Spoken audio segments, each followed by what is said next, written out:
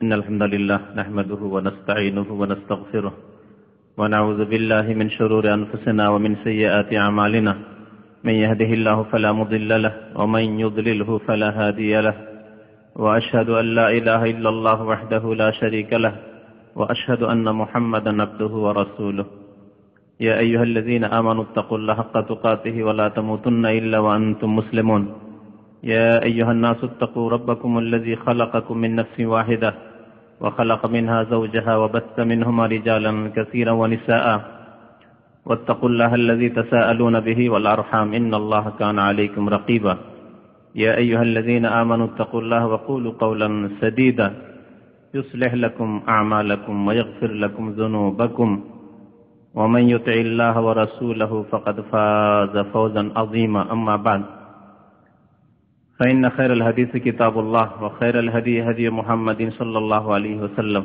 وشر الأمور محدثاتها وكل محدثة بدعة وكل بدعة ضلالة وكل ضلالة في النار. أعوذ بالله من الشيطان الرجيم. بسم الله الرحمن الرحيم. لقد كان لكم في رسول الله أسوة حسنة لمن كان يرجو الله واليوم الآخر وذكر الله كثيرا. মহান আল্লাহ সমস্ত প্রশংসা যে আল্লাহ পাক রব্বুল আলামিন আমাদেরকে তার প্রতি ঈমান নিয়ে আসার তৌফিক দান করেছেন। বলুন আলহামদুলিল্লাহ। আল্লাহ পাক রব্বুল আলামিনের লাখ লাখ শুকরিয়া। আল্লাহ পাক এই মুসলিম উম্মাহকে বিশেষ বিশেষ নেকির মৌসুম দান করেছেন। তার একটি ভালো মৌসুম, বরকতের মৌসুম হচ্ছে এই জিলহজ মাসের প্রথম 10 দিন। আজকে জিলহজ মাসের 4 তারিখ 1429 হিজরি। অসংখ্য হাজী সাহেবগণ আল্লাহ পাকের ঘরের উদ্দেশ্যে পৌঁছে গিয়েছেন, আর অনেকে এখনো পৌঁছেননি, তবে ইনশাআল্লাহ তাআলা পৌঁছিবেন। আল্লাহ পাক রব্বুল আলামিনের কাছে দোয়া করি আল্লাহ যেন সমস্ত হাজী সাহেবদেরকে সহি সালামতে বাইতুল্লাহ পর্যন্ত পৌঁছার তৌফিক দান করেন এবং সহি সালামতে তাদের নিজ নিজ বাড়ি পর্যন্ত আবার ফিরে যাওয়ার তৌফিক যেন দান করেন হজের পরে। আল্লাহ পাক সবার যেন হজ কবুল করেন, আমিন। আজকের বিষয়বস্তু হচ্ছে হাজী সাহেবরা অনেকেই অনেক রকমের ভুল করে থাকেন। এই ভুলগুলি সম্পর্কে, যে ভুলগুলি সাধারণত হাজী সাহেব দ্বারা হয়, বিদআতের আকারেই হোক অথবা অনেক সময় ওয়াজিব ছেড়ে দেওয়া, সুন্নতের খেলাফ কাজ করা, সুন্নত ছেড়ে দেওয়ার আকারেই হোক, বহু রকমের ভুল বহু হাজী সাহেবরা করে থাকেন। এসব ভুলের পেছনে কারণ হচ্ছে একটি, না জেনে এক শ্রেণীর মুফতিদের ফতোয়া দেওয়া। অনেকে আছে যারা মুফতি দাবি করে বসে আছে, ফতোয়া দেয়, কিন্তু কোরআন এবং হাদিস সম্পর্কে, সহিহ সুন্নাত সম্পর্কে তাদের জ্ঞান নেই। যার ফলে জনসাধারণ মনে করে যে এরাই তো মুফতি, এরাই তো আলেম, এরাই তো হুজুর। তাদেরকে জিজ্ঞাসা করে, তারা তখন ফতোয়া দেয় না জেনে। নবী করিম সাল্লাল্লাহু আলাইহি ওয়াসাল্লাম কিয়ামতের একটি লক্ষণ হিসাবে উল্লেখ করেছেন যে কিয়ামতের কাছাকাছি সময়ে জাহেল মূর্খ মুফতি হবে, যাদের কাছে কোরআন সুন্নাহর সহি জ্ঞান থাকবে না, দলিল সম্পর্কে জ্ঞান থাকবে না, সহি জয়ীফ শুদ্ধ অশুদ্ধ সম্পর্কে জ্ঞান থাকবে না, কিন্তু তারা ফতোয়া দেবে। হাত্তা ইযা লাম ইয়াবকা ফিন-নাসি আলিমান ইত্তাখাযান নাসু রুউসান জুহালা। ভালো আলেম থাকবে না সমাজে, তখন লোকেরা জাহেলদেরকে, মূর্খদেরকে, যারা কোরআন সুন্নাহ সম্পর্কে জ্ঞান রাখে না, তাদেরকে নেতা বানিয়ে ফেলবে। ফাআফতাউ বিগাইরি ইলমিন, তাদেরকে তারা ফতোয়া দেবে না জেনে, বিনা ইলমে না জেনে ফতোয়া দেবে। অনুমান ভিত্তিক, দেশাচার, যা চলছে সেই রকমই ফতোয়া, গতানুগতিক, ভুল চলুক আর সঠিক চলুক, যেটা চলছে সেই রকমই ফতোয়া দেওয়া। ফাদাল্লু ওয়া আদাল্লু, বিনা ইলমে না জেনে ফতোয়া দিয়ে নিজেও পথভ্রষ্ট গুমরাহ হবে, অন্যদেরকেও গুমরাহ পথভ্রষ্ট করবে। তো হাজী সাহেবদের ভুল করার পিছনে একটি কারণ হচ্ছে এই। আর বাস্তবে দেখা গেছে যে অনেক আলেম ধরনের লোকেরা, আলেম নয় কিন্তু আলেম ধরনের লোক, সকল সুরাতে, আকার, চেহারায়, এরা আসে হাজী সাহেবদের সাথে আসে, অথবা এখানেই থাকে তারা আশেপাশে, তারা গিয়ে হাজী সাহেবদেরকে বিভ্রান্ত করে, ভুল ফতোয়া দিয়ে থাকে, মিসগাইড করে থাকে, যার ফলে হাজীরা ভুল করে। আর একটি কারণ হচ্ছে যে হাজী সাহেবরা নিজে শিখে যায় না। নিজে যদি সঠিক জায়গা থেকে শিখে যেত, সহি কিতাব থেকে শিখে যেত, তাহলে হয়তো তারা ভুল করতো না। নিজের অজ্ঞতার কারণে আর অন্য যারা বিভ্রান্ত করে, যারা ভুল ফতোয়া দেয়, তাদের ফতোয়ার কারণে, এই দুটি কারণেই অনেক হাজিরা অনেক রকমের ভুল করে থাকে। আল্লাহ পাক রব্বুল আলামিন যে কোনো ইবাদত বন্দেগীর ক্ষেত্রে আমাদের আদর্শ সাব্যস্ত করেছেন রাসূলুল্লাহ সাল্লাল্লাহু আলাইহি ওয়াসাল্লামকে। যে কোনো ইবাদত বন্দেগী, তার মধ্যে একটি হচ্ছে আল্লাহর ঘরের ফরিজা হজ, তার আগে নামাজ, রোজা, যাকাত, সমস্ত ইবাদত বন্দেগী হইতে হবে একমাত্র রাসূলুল্লাহ সাল্লাল্লাহু আলাইহি ওয়াসাল্লামের আদর্শ মোতাবেক। মহান আল্লাহ ইরশাদ করেছেন সূরা আহজাবের আয়াত নম্বর 21, লাকাদ কানা লাকুম ফি রাসূলিল্লাহি উসওয়াতুন হাসানাহ, নিশ্চয়ই তোমাদের জন্য আল্লাহ রাসূল সাল্লাল্লাহু আলাইহি সাল্লামের মধ্যে রয়েছে উত্তম আদর্শ। আল্লাহ পাক বলছেন ফি রাসূলিল্লাহ, আল্লাহর রাসূল সাল্লাল্লাহু আলাইহি সাল্লামের মধ্যে রয়েছে, কোন ব্যক্তির মধ্যে নয়। তিনি যেহেতু আল্লাহ পাকের রাসূল, সেই জন্য তোমাদের আদর্শ। আল্লাহ পাক রাসূলের কাছে ওহী আসে, তিনি ওহী ছাড়া কথা বলেননি। আল্লাহ পাক রব্বুল আলামিনের দেওয়া জ্ঞান ছাড়া খেয়াল খুশি তিনি কথা বলেননি, সেই জন্য তিনি আদর্শ আমাদের। আর অন্যরা কথা বললে অনেক সময় কোরআন হাদিসের জ্ঞান থাকতে পারে, আবার নাও থাকতে পারে, অনেক সময় অনুমান ভিত্তিক বলে দিতে পারে, সেজন্য অন্যদের ভুল হওয়া স্বাভাবিক এবং তোমাদের জন্য উত্তম আদর্শ। আর এই উত্তম আদর্শ হিসাবে গ্রহণ করবে কারা? লিমান কানা ইয়ারজুল্লাহ ওয়াল ইয়াউমাল আখির, যারা আল্লাহর সাথে সাক্ষাৎ আশাবাদী, আল্লাহর প্রতি বিশ্বাসী এবং পরকালে বিশ্বাসী। পরকালে আল্লাহ পাকের সামনে হাজির হইতে হবে, সেখানে জবাব দিতে হবে। এতে যারা বিশ্বাসী, এই আকীদা যারা রাখে, তারা একমাত্র রাসূলুল্লাহ সাল্লাল্লাহু আলাইহি ওয়াসাল্লামকে উত্তম আদর্শ উসওয়া হাসানা হিসাবে গ্রহণ করবে। আল্লাহ পাক রব্বুল আলামিন আরো ইরশাদ করেছেন সূরা আলে ইমরানে, কুল ইন কুনতুম তুহিব্বুনাল্লাহ ফাত্তাবিউনি ইউহিব্বুকুমুল্লাহ, আয়াত নম্বর 31 সূরা আলে ইমরানের আল্লাহ পাক ইরশাদ করেছেন, কুল ইন কুনতুম তুহিব্বুনাল্লাহ, হে নবী আপনি বলে দেন তোমরা যদি আল্লাহকে ভালোবাসো, তোমরা যদি আল্লাহকে ভালোবাসো। ফাত্তাবিউনি, তার প্রমাণ হচ্ছে যে আমার অনুসরণ করো, অর্থাৎ মুহাম্মদুর রাসূলুল্লাহ সাল্লাল্লাহু আলাইহি ওয়াসাল্লামকে আল্লাহ বলছেন যে তাদেরকে জানিয়ে দাও, আল্লাহকে যদি ভালোবাসে, এই কথার দাবিদার তারা হয়, তাহলে যেন তোমার অনুসরণ করে। ফাত্তাবিউনি, আল্লাহ পাকের রাসূল সাল্লাল্লাহু আলাইহি ওয়াসাল্লামের অনুসরণ করো। অনুসরণ করা মানে বুঝছেন, হ্যাঁ, তার পেছনে পেছনে চলা, তার আগে না বাড়া, তার রাস্তা ছেড়ে দিয়ে ডানে বামে রাস্তা না ধরা, সামনে বেরিয়ে যাওয়াও হচ্ছে বিরোধিতা করা, ডানে বামে চলে যাওয়া হচ্ছে পথভ্রষ্ট হওয়া। আর অনুসরণ মানে হচ্ছে পেছনে পেছনে চলা, তিনি যা করেছেন, যা করতে বলেছেন, যা আমাদেরকে দিয়েছেন। তাই আল্লাহ পাক রব্বুল আলামিন অন্য আয়াতে সূরা হাশরের আয়াত নম্বর 7 বলেছেন, ওমা আতাকুমুর রাসূলু ফাখুযুহু, রাসূলুল্লাহ সাল্লাল্লাহু আলাইহি ওয়াসাল্লাম যা তোমাদেরকে দিয়েছেন তা তোমরা নাও, গ্রহণ করো, সেখান থেকে নিতে হবে। ওইটি হচ্ছে শরীয়তের দ্বীনের উৎস, সেখান থেকে নিতে হবে, অন্য কোথাও থেকে নিলে চলবে না। ওমা নাহাকুম আনহু ফান্তাহু, আর যা থেকে তোমাদেরকে বাধা দিয়েছেন, নিষেধ করেছেন, ফান্তাহু, তা থেকে বিরত থাকো। আল্লাহ পাক রব্বুল আলামিনের ওই আয়াতে আবার ফিরে আসি, কুল ইন কুনতুম তুহিব্বুনাল্লাহ ফাত্তাবিউনি, আমার অনুসরণ করো, তাহলে আল্লাহ তোমাদেরকে ভালোবাসবে। প্রমাণ করবে তোমরা যে সত্যি আল্লাহকে তোমরা ভালোবাসো, তখন আল্লাহ পাক রব্বুল আলামিনকে যখন ভালোবাসো, আল্লাহ তোমাদেরকে ভালোবাসবেন, তার উত্তম প্রতিদান দেবেন। মাহাব্বতুল্লাহ, আল্লাহর ভালোবাসা, আল্লাহকে তোমরা ভালোবাসবে এবং এই ভালোবাসা শুধু মৌখিক দাবি নয়, প্রমাণ করবে, কাজে করবে, তখন আল্লাহ তোমাদেরকে ভালোবাসবেন। ওয়াগফির লাকুম যুনুবাকুম, আল্লাহ পাক তোমাদের গুনাহ খাতা মাফ করে দেবেন। মনে রাখবেন যে হক এবং তার বিপরীত হচ্ছে বাতিল। নবী করিম সাল্লাল্লাহু আলাইহি সাল্লামের আদর্শ, নবী সাল্লাল্লাহু আলাইহি সাল্লামের সুন্নাত, নবী সাল্লাল্লাহু আলাইহি সাল্লামের তরিকা, এ হচ্ছে হক, এবং হক ছাড়া যা কিছু আছে তাই হচ্ছে বাতিল। আল্লাহ পাক আরো ইরশাদ করেছেন সূরা ইউনূসের আয়াত নম্বর 32, ফামাযা বাদাল হক ইল্লা দালাল ফাআন্না তুসরাফুন। ফামাযা বাদাল হক, হকের পরে আর কি হতে পারে? একটি হচ্ছে হক, সত্য, সত্যের পরে কি হতে পারে? সত্যের বিপরীত মিথ্যা, হকের বিপরীত বাতিল। আল্লাহ পাক বলছেন যে ফামাযা বাদাল হক, হকের পরে আর কি হতে পারে? ইল্লা দলাল, পথভ্রষ্টতা, গোমরাহি, দলাল ছাড়া। হককে ছেড়ে দিলেন, তার মানে আপনি রাস্তা হারিয়ে ফেললেন। আর দলাল মানে হচ্ছে রাস্তা হারিয়ে ফেলা, গুমরাহ হয়ে যাওয়া, পথভ্রষ্ট হয়ে যাওয়া। যে ভাষা দিয়ে তার অর্থ করুন না কেন, ফামাযা বাদাল হাক্কি ইল্লা দালাল, হকের পরে আর কি হতে পারে, ইল্লা দালাল, গুমরাহি ছাড়া, পথভ্রষ্টতা ছাড়া, নবী সাল্লাল্লাহু আলাইহি ওয়াসাল্লামের রাস্তা হারিয়ে দেওয়া ছাড়া, জান্নাতের রাস্তা হারিয়ে দেওয়া ছাড়া, আল্লাহ পাকের দেওয়া সিরাতে মুস্তাকিমকে হারিয়ে দেওয়া ছাড়া।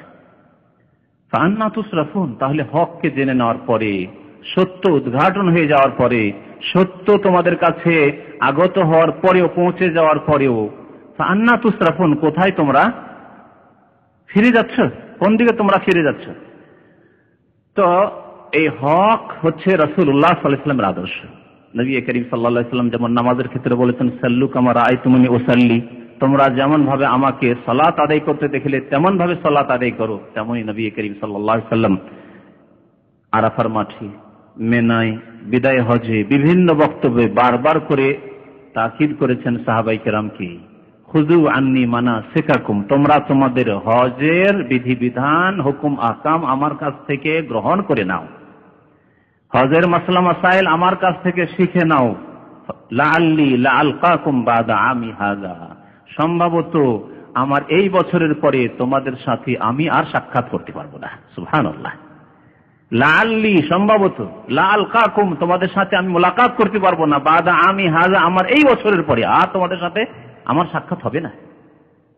জিলহজ মাসে হজ শেষ হচ্ছে, মুহররম, সফর, রবিউল আউয়াল মাসের 12 তারিখে নবী করিম সাল্লাল্লাহু আলাইহি ওয়াসাল্লাম বিদায় নিচ্ছেন দুনিয়া থেকে। তো এই যে নবী সাল্লাল্লাহু আলাইহি ওয়াসাল্লামের সুন্নত ছাড়া হজের ক্ষেত্রে যে ভুল ভ্রান্তিগুলি হয়ে থাকে, সেগুলিকে দুই ভাগে ভাগ করতে পারি। এক হচ্ছে আকীদার ক্ষেত্রে ভুল ভ্রান্তি, আকীদার ক্ষেত্রে বিদআত অথবা আকীদার ক্ষেত্রে ভুল ভ্রান্তি। বিদআত যখন বারবার করে বলছি, তাহলে বিদআতের খুব সংক্ষেপে পরিচয় এখানে বলে দেওয়া ভালো, যদিও বিদআত সম্পর্কে যারা নিয়মিত এখানে আসেন যথেষ্ট পরিচয় জানা আছে। বিদআত মানে নবী করিম সাল্লাল্লাহু আলাইহি ওয়াসাল্লাম করেননি, করতে বলেননি, অনুমোদন দেননি এমন কোন ধর্মীয় কাজ। নবী করিম সাল্লাল্লাহু আলাইহি ওয়াসাল্লামের তরিকায় তার কর্ম দ্বারা প্রমাণ নেই, তার বচন দ্বারা প্রমাণ নেই, তার অনুমোদন দ্বারা প্রমাণ নেই এমন কোন ধর্মীয় কাজ, দুনিয়ার কাজ নাই। দুনিয়ার কাজের ক্ষেত্রে আপনি স্বাধীন, ব্যবসা বাণিজ্য ইত্যাদির ক্ষেত্রে যদি তাতে হারাম কোনো নাজায়েজ কারণ না থাকে, তাহলে তা আপনার জন্য জায়েজ। দুনিয়ার আপনার ভোগের বস্তুর ক্ষেত্রে নবী করিম সাল্লাল্লাহু আলাইহি ওয়াসাল্লামের জামানায় থাক আর না থাক, দুনিয়ার বস্তু আপনি ভোগ করেন, যদি সেখানে হারামের কোনো বিষয় না হয়। বাসে বসছেন, প্লেনে বসছেন, আরো কিছুতে বসছেন, আপনি দুনিয়ার ব্যাপার, এই দুনিয়ার মাধ্যমগুলি ব্যবহার করছেন, আপনি মোবাইল ব্যবহার করছেন, ইন্টারনেট ব্যবহার করছেন, কম্পিউটার ব্যবহার করছেন, আপনি স্পিকার, মাইক্রোফোন ব্যবহার করছেন ইত্যাদি, দুনিয়ার ব্যাপার। দিনের ক্ষেত্রে এমন কথা অথবা কাজ অথবা বিশ্বাস যা নবী করিম সাল্লাল্লাহু আলাইহি ওয়াসাল্লাম থেকে প্রমাণিত নয়, তা হচ্ছে বিদআত। তাহলে হজের ক্ষেত্রে যদি এমন কোন কাজ হাজী সাহেবরা করেন যা নবী সাল্লাল্লাহু আলাইহি ওয়াসাল্লাম করেননি, করতেও বলেননি, তার সামনে কোন সাহাবী করেছেন এমনও হয়নি, অনুমোদনও দেননি নবী করিম সাল্লাল্লাহু আলাইহি ওয়াসাল্লাম, এমন কোন কাজ অথবা কথা অথবা যদি বিশ্বাস থাকে যা নবী সাল্লাল্লাহু আলাইহি ওয়াসাল্লাম থেকে প্রমাণিত নয়, তা হচ্ছে বিদআত। হজের ক্ষেত্রে অনেক ভুল করে থাকে। আল্লামা নাসিরউদ্দিন আলবানী রাহমাতুল্লাহ আলাইহি একটি খুব সুন্দর কিতাব রয়েছে, মানাসিকুল হজ ওয়াল উমরাহ, হজ এবং উমরার মানাসিক মানে বিধানাবলী। তাতে ওই কিতাবের শেষ দিকে হাজিদের বিদআত তিনি উল্লেখ করেছেন। বিভিন্ন দেশে তার কাছে যতটা ইলম এসেছে, এর চাইতে অনেক বেশি আছে। হয়তো ভারত উপমহাদেশে, বাংলাদেশে, পাকিস্তানে এমন এমন বিদআত আছে যেগুলি হয়তো নাসিরউদ্দিন আলবানী সাহেব জর্ডনে থেকে খোঁজও রাখেন না, খবর রাখেন না। তাহলে তিনি যেখানে থেকে গেছেন অথবা যতটা তার কাছে জ্ঞান পৌঁছেছে বিদআত সম্পর্কে মুসলিম সমাজের, সেগুলি উল্লেখ করেছেন। তার সংখ্যা কতটি বলতে পারে? 176টি। 176টি বিদআত শুধু তিনি উল্লেখ করেছেন তার কিতাব। তাহলে এছাড়া কত বিদআত রয়েছে। তো বলছিলাম যে বিদআতগুলি আকীদার ক্ষেত্রে, বিশ্বাসের ক্ষেত্রে, যেমন বিশ্বাসের ক্ষেত্রে বিদআত, হজের ক্ষেত্রে যে হজে গেলে মদিনা যেতেই হবে, বিশ্বাসের। যদি মদিনা কেউ না যায় তাহলে তার হজ অসম্পূর্ণ থাকলো। বিশ্বাসের ক্ষেত্রে বিদআত, হজে গেলে মদিনা গিয়ে 40 ওয়াক্ত নামাজ পড়তেই হবে, বিশ্বাসের ক্ষেত্রে বিদআত। বিশ্বাস আছে, যদি তাকে 5 দিন করে দেওয়া হয়, বলবে আমার তো অসম্পূর্ণ রেখে দিল, 40 ওয়াক্ত নামাজ পড়াইল না। এইরকমই হজে এসে ওলি আউলিয়া সাহাবায়ে কেরামের মাজার থেকে, কবর থেকে, আল্লাহর নবীর কবর থেকে অনেক কিছুই পাওয়া যায়।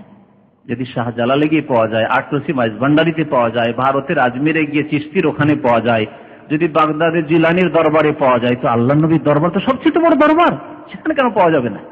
এই সব যদি কেউ আকীদা নিয়ে আসে, তাহলে আকীদাতেই বিদআত রয়েছে, এবং এমন বিদআত যা হচ্ছে শিরকি বিদআত। এখানে এসে কবরে পাবো, সাহাবায়ে কেরাম মাজারে পাবো, ওহুদের শহাদাদের কাছে গিয়ে চাইলে পাবো, বদরে গেলে পাবো, এসব আকীদা নিয়ে কেউ যদি আসে তাহলে শিরক করে ফিরে যাবে, ঈমান হারিয়ে ফিরে যাবে। আর যদি নাও আসে আর দেশে এই আকীদা রাখে, তবু শিরকের অবস্থায় আছে। কেউ যদি মনে করে যে কোনো মাজার থেকে কিছু পাওয়া যায়, রোগ ভালো হয়, মাজারের মাটি খুব বরকতের মাটি, সে বরকতের মাটিতে শেফা হয়, আরোগ্য লাভ হয়, মাজার গেলে সন্তান পাওয়া যায়, ইত্যাদি ইত্যাদি, মনের কামনা বাসনা পূরণ হয়, ছেলে মেয়েদেরকে নিয়ে গেলে বরকত হাসিল হয়, বালা মুসিবত থেকে মুক্ত থাকবে ছেলে মেয়ে, নতুন বাচ্চা জন্মালেই বিদআতীরা মাজারে নিয়ে যায় ছেলে মেয়েদেরকে তাবাররুক হাসিল করার জন্য। এসব হচ্ছে আকীদার বিদআত, যেগুলি শিরক।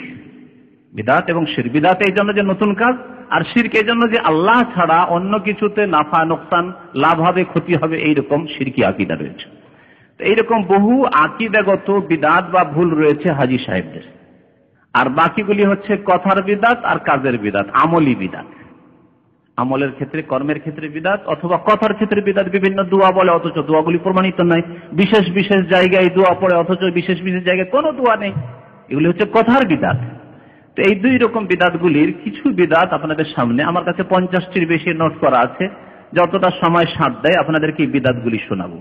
একটি বিদআত হচ্ছে হাজী সাহেবদেরকে যখন বিদায় করা হয় বাড়ি থেকে, গ্রাম থেকে, গোটা গ্রামের যুবকরা, বিভিন্ন লোকেরা বিদায় করার জন্য নারায়ে তাকবীর আল্লাহু আকবার, নারায়ে তাকবীর আল্লাহু আকবার, আলহাজ অমুক সাহেব এই বলে বিদায় করতে আসে। জানি না এই দৃশ্য দেখেছেন কিনা, কিন্তু আমার এলাকায় এইরকম দেখা গেছে। ট্রেনে গেলে ট্রেন পর্যন্ত, এয়ারপোর্ট কাছাকাছি বাসে গেলে বাস পর্যন্ত, এয়ারপোর্ট কাছাকাছি থাকলে বিমানবন্দর পর্যন্ত, এয়ারপোর্ট পর্যন্ত বিদায় করতে আসে, এই তাকবীর টাকবীর দিয়ে জিকির আজকার করে বিদায় করতে আসে। আর যখন হাজী সাহেব আবার দেশে ফিরে যায় হজ করে, তখন আবার নিতেও আসে রিসিভ করার জন্য, তখনও তাকবীর টাকবীর দিয়ে বাড়ি পর্যন্ত নিয়ে যায়। বিদআত।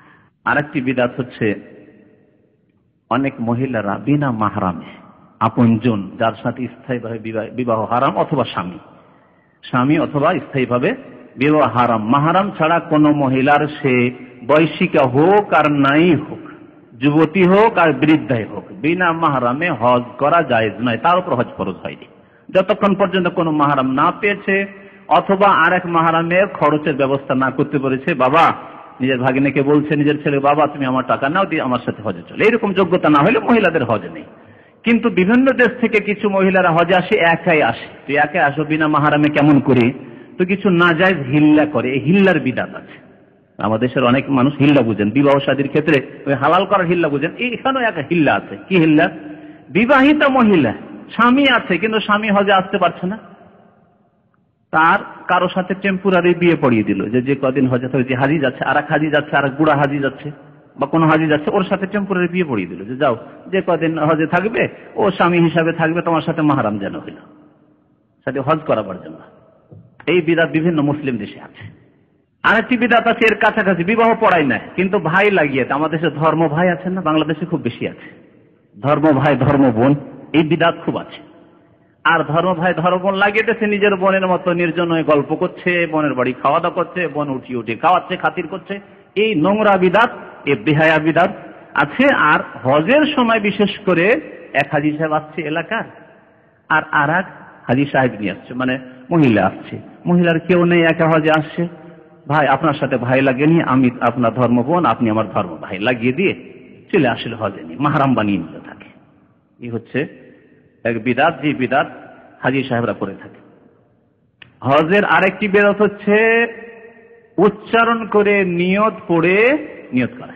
নিয়ত করতে হয়, ইসলামে যে কোনো ইবাদত বন্দেগীর নিয়ত করা রয়েছে।